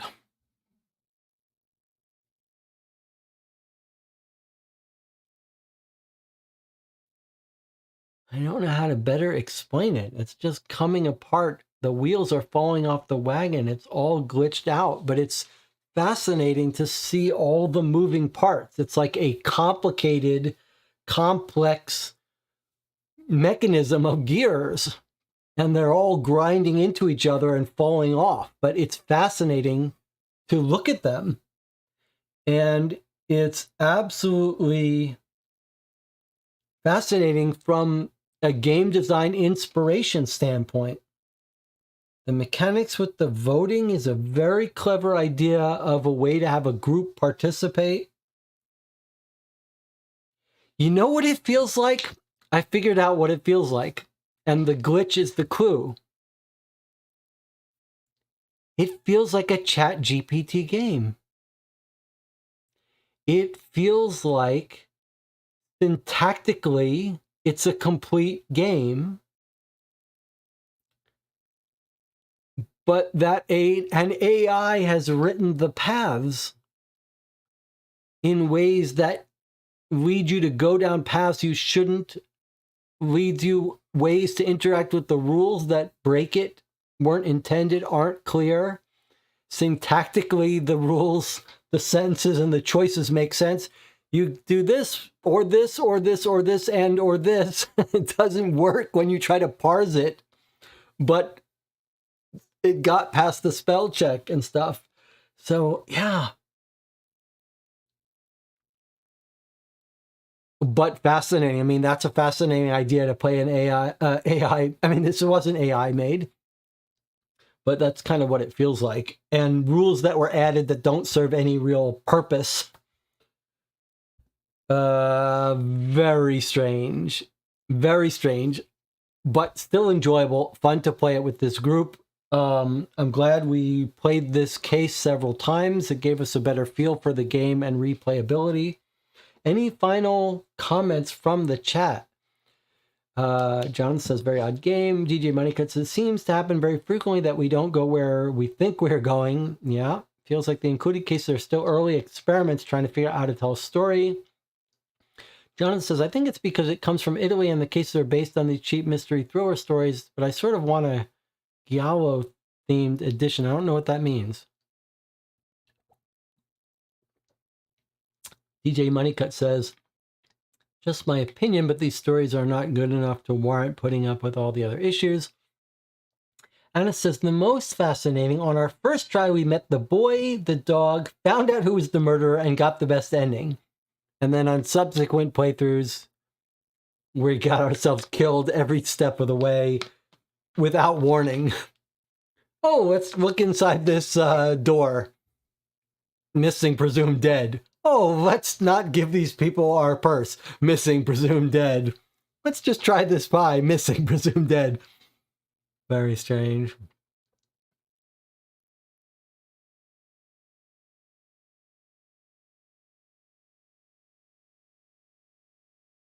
Lots of strange choices here. All right, well, I'm glad to have some company for this. We'll decide when we're going to play the next case. I think probably Sunday night or Monday night. Wrap up the full experience. Remember that the second case was supposed to be harder than the first. The third one is supposed to be the most difficult one. So I wonder what that's going to mean. Jonathan says yellow means yellow, I believe. They were cheap mystery thrillers published with yellow covers. It became a subgenre of films. Interesting. Never heard that. Well, let's grab the dog. Let's put him in our purse. Let's give him the knife. And then while he's there, he's teleporting around town. That's the memory I'm going to have of this case. Thank you for joining me. I'll see you on Sunday for the game design stream. We could play the next case on Saturday, which is today. We're going to talk in the Discord and on the Board Game Geek Guild about our plan for when to play the next case. Maybe better to play it on Sunday or Monday. Give me a couple hours to think about what I'm going to say in my game design diary on Sunday. I'll see you then at noon, remember? And I hope you will join me if you join me for this one. If you're a masochist, if you're a completionist, we'll see how the third and final case is. I'll see you next time.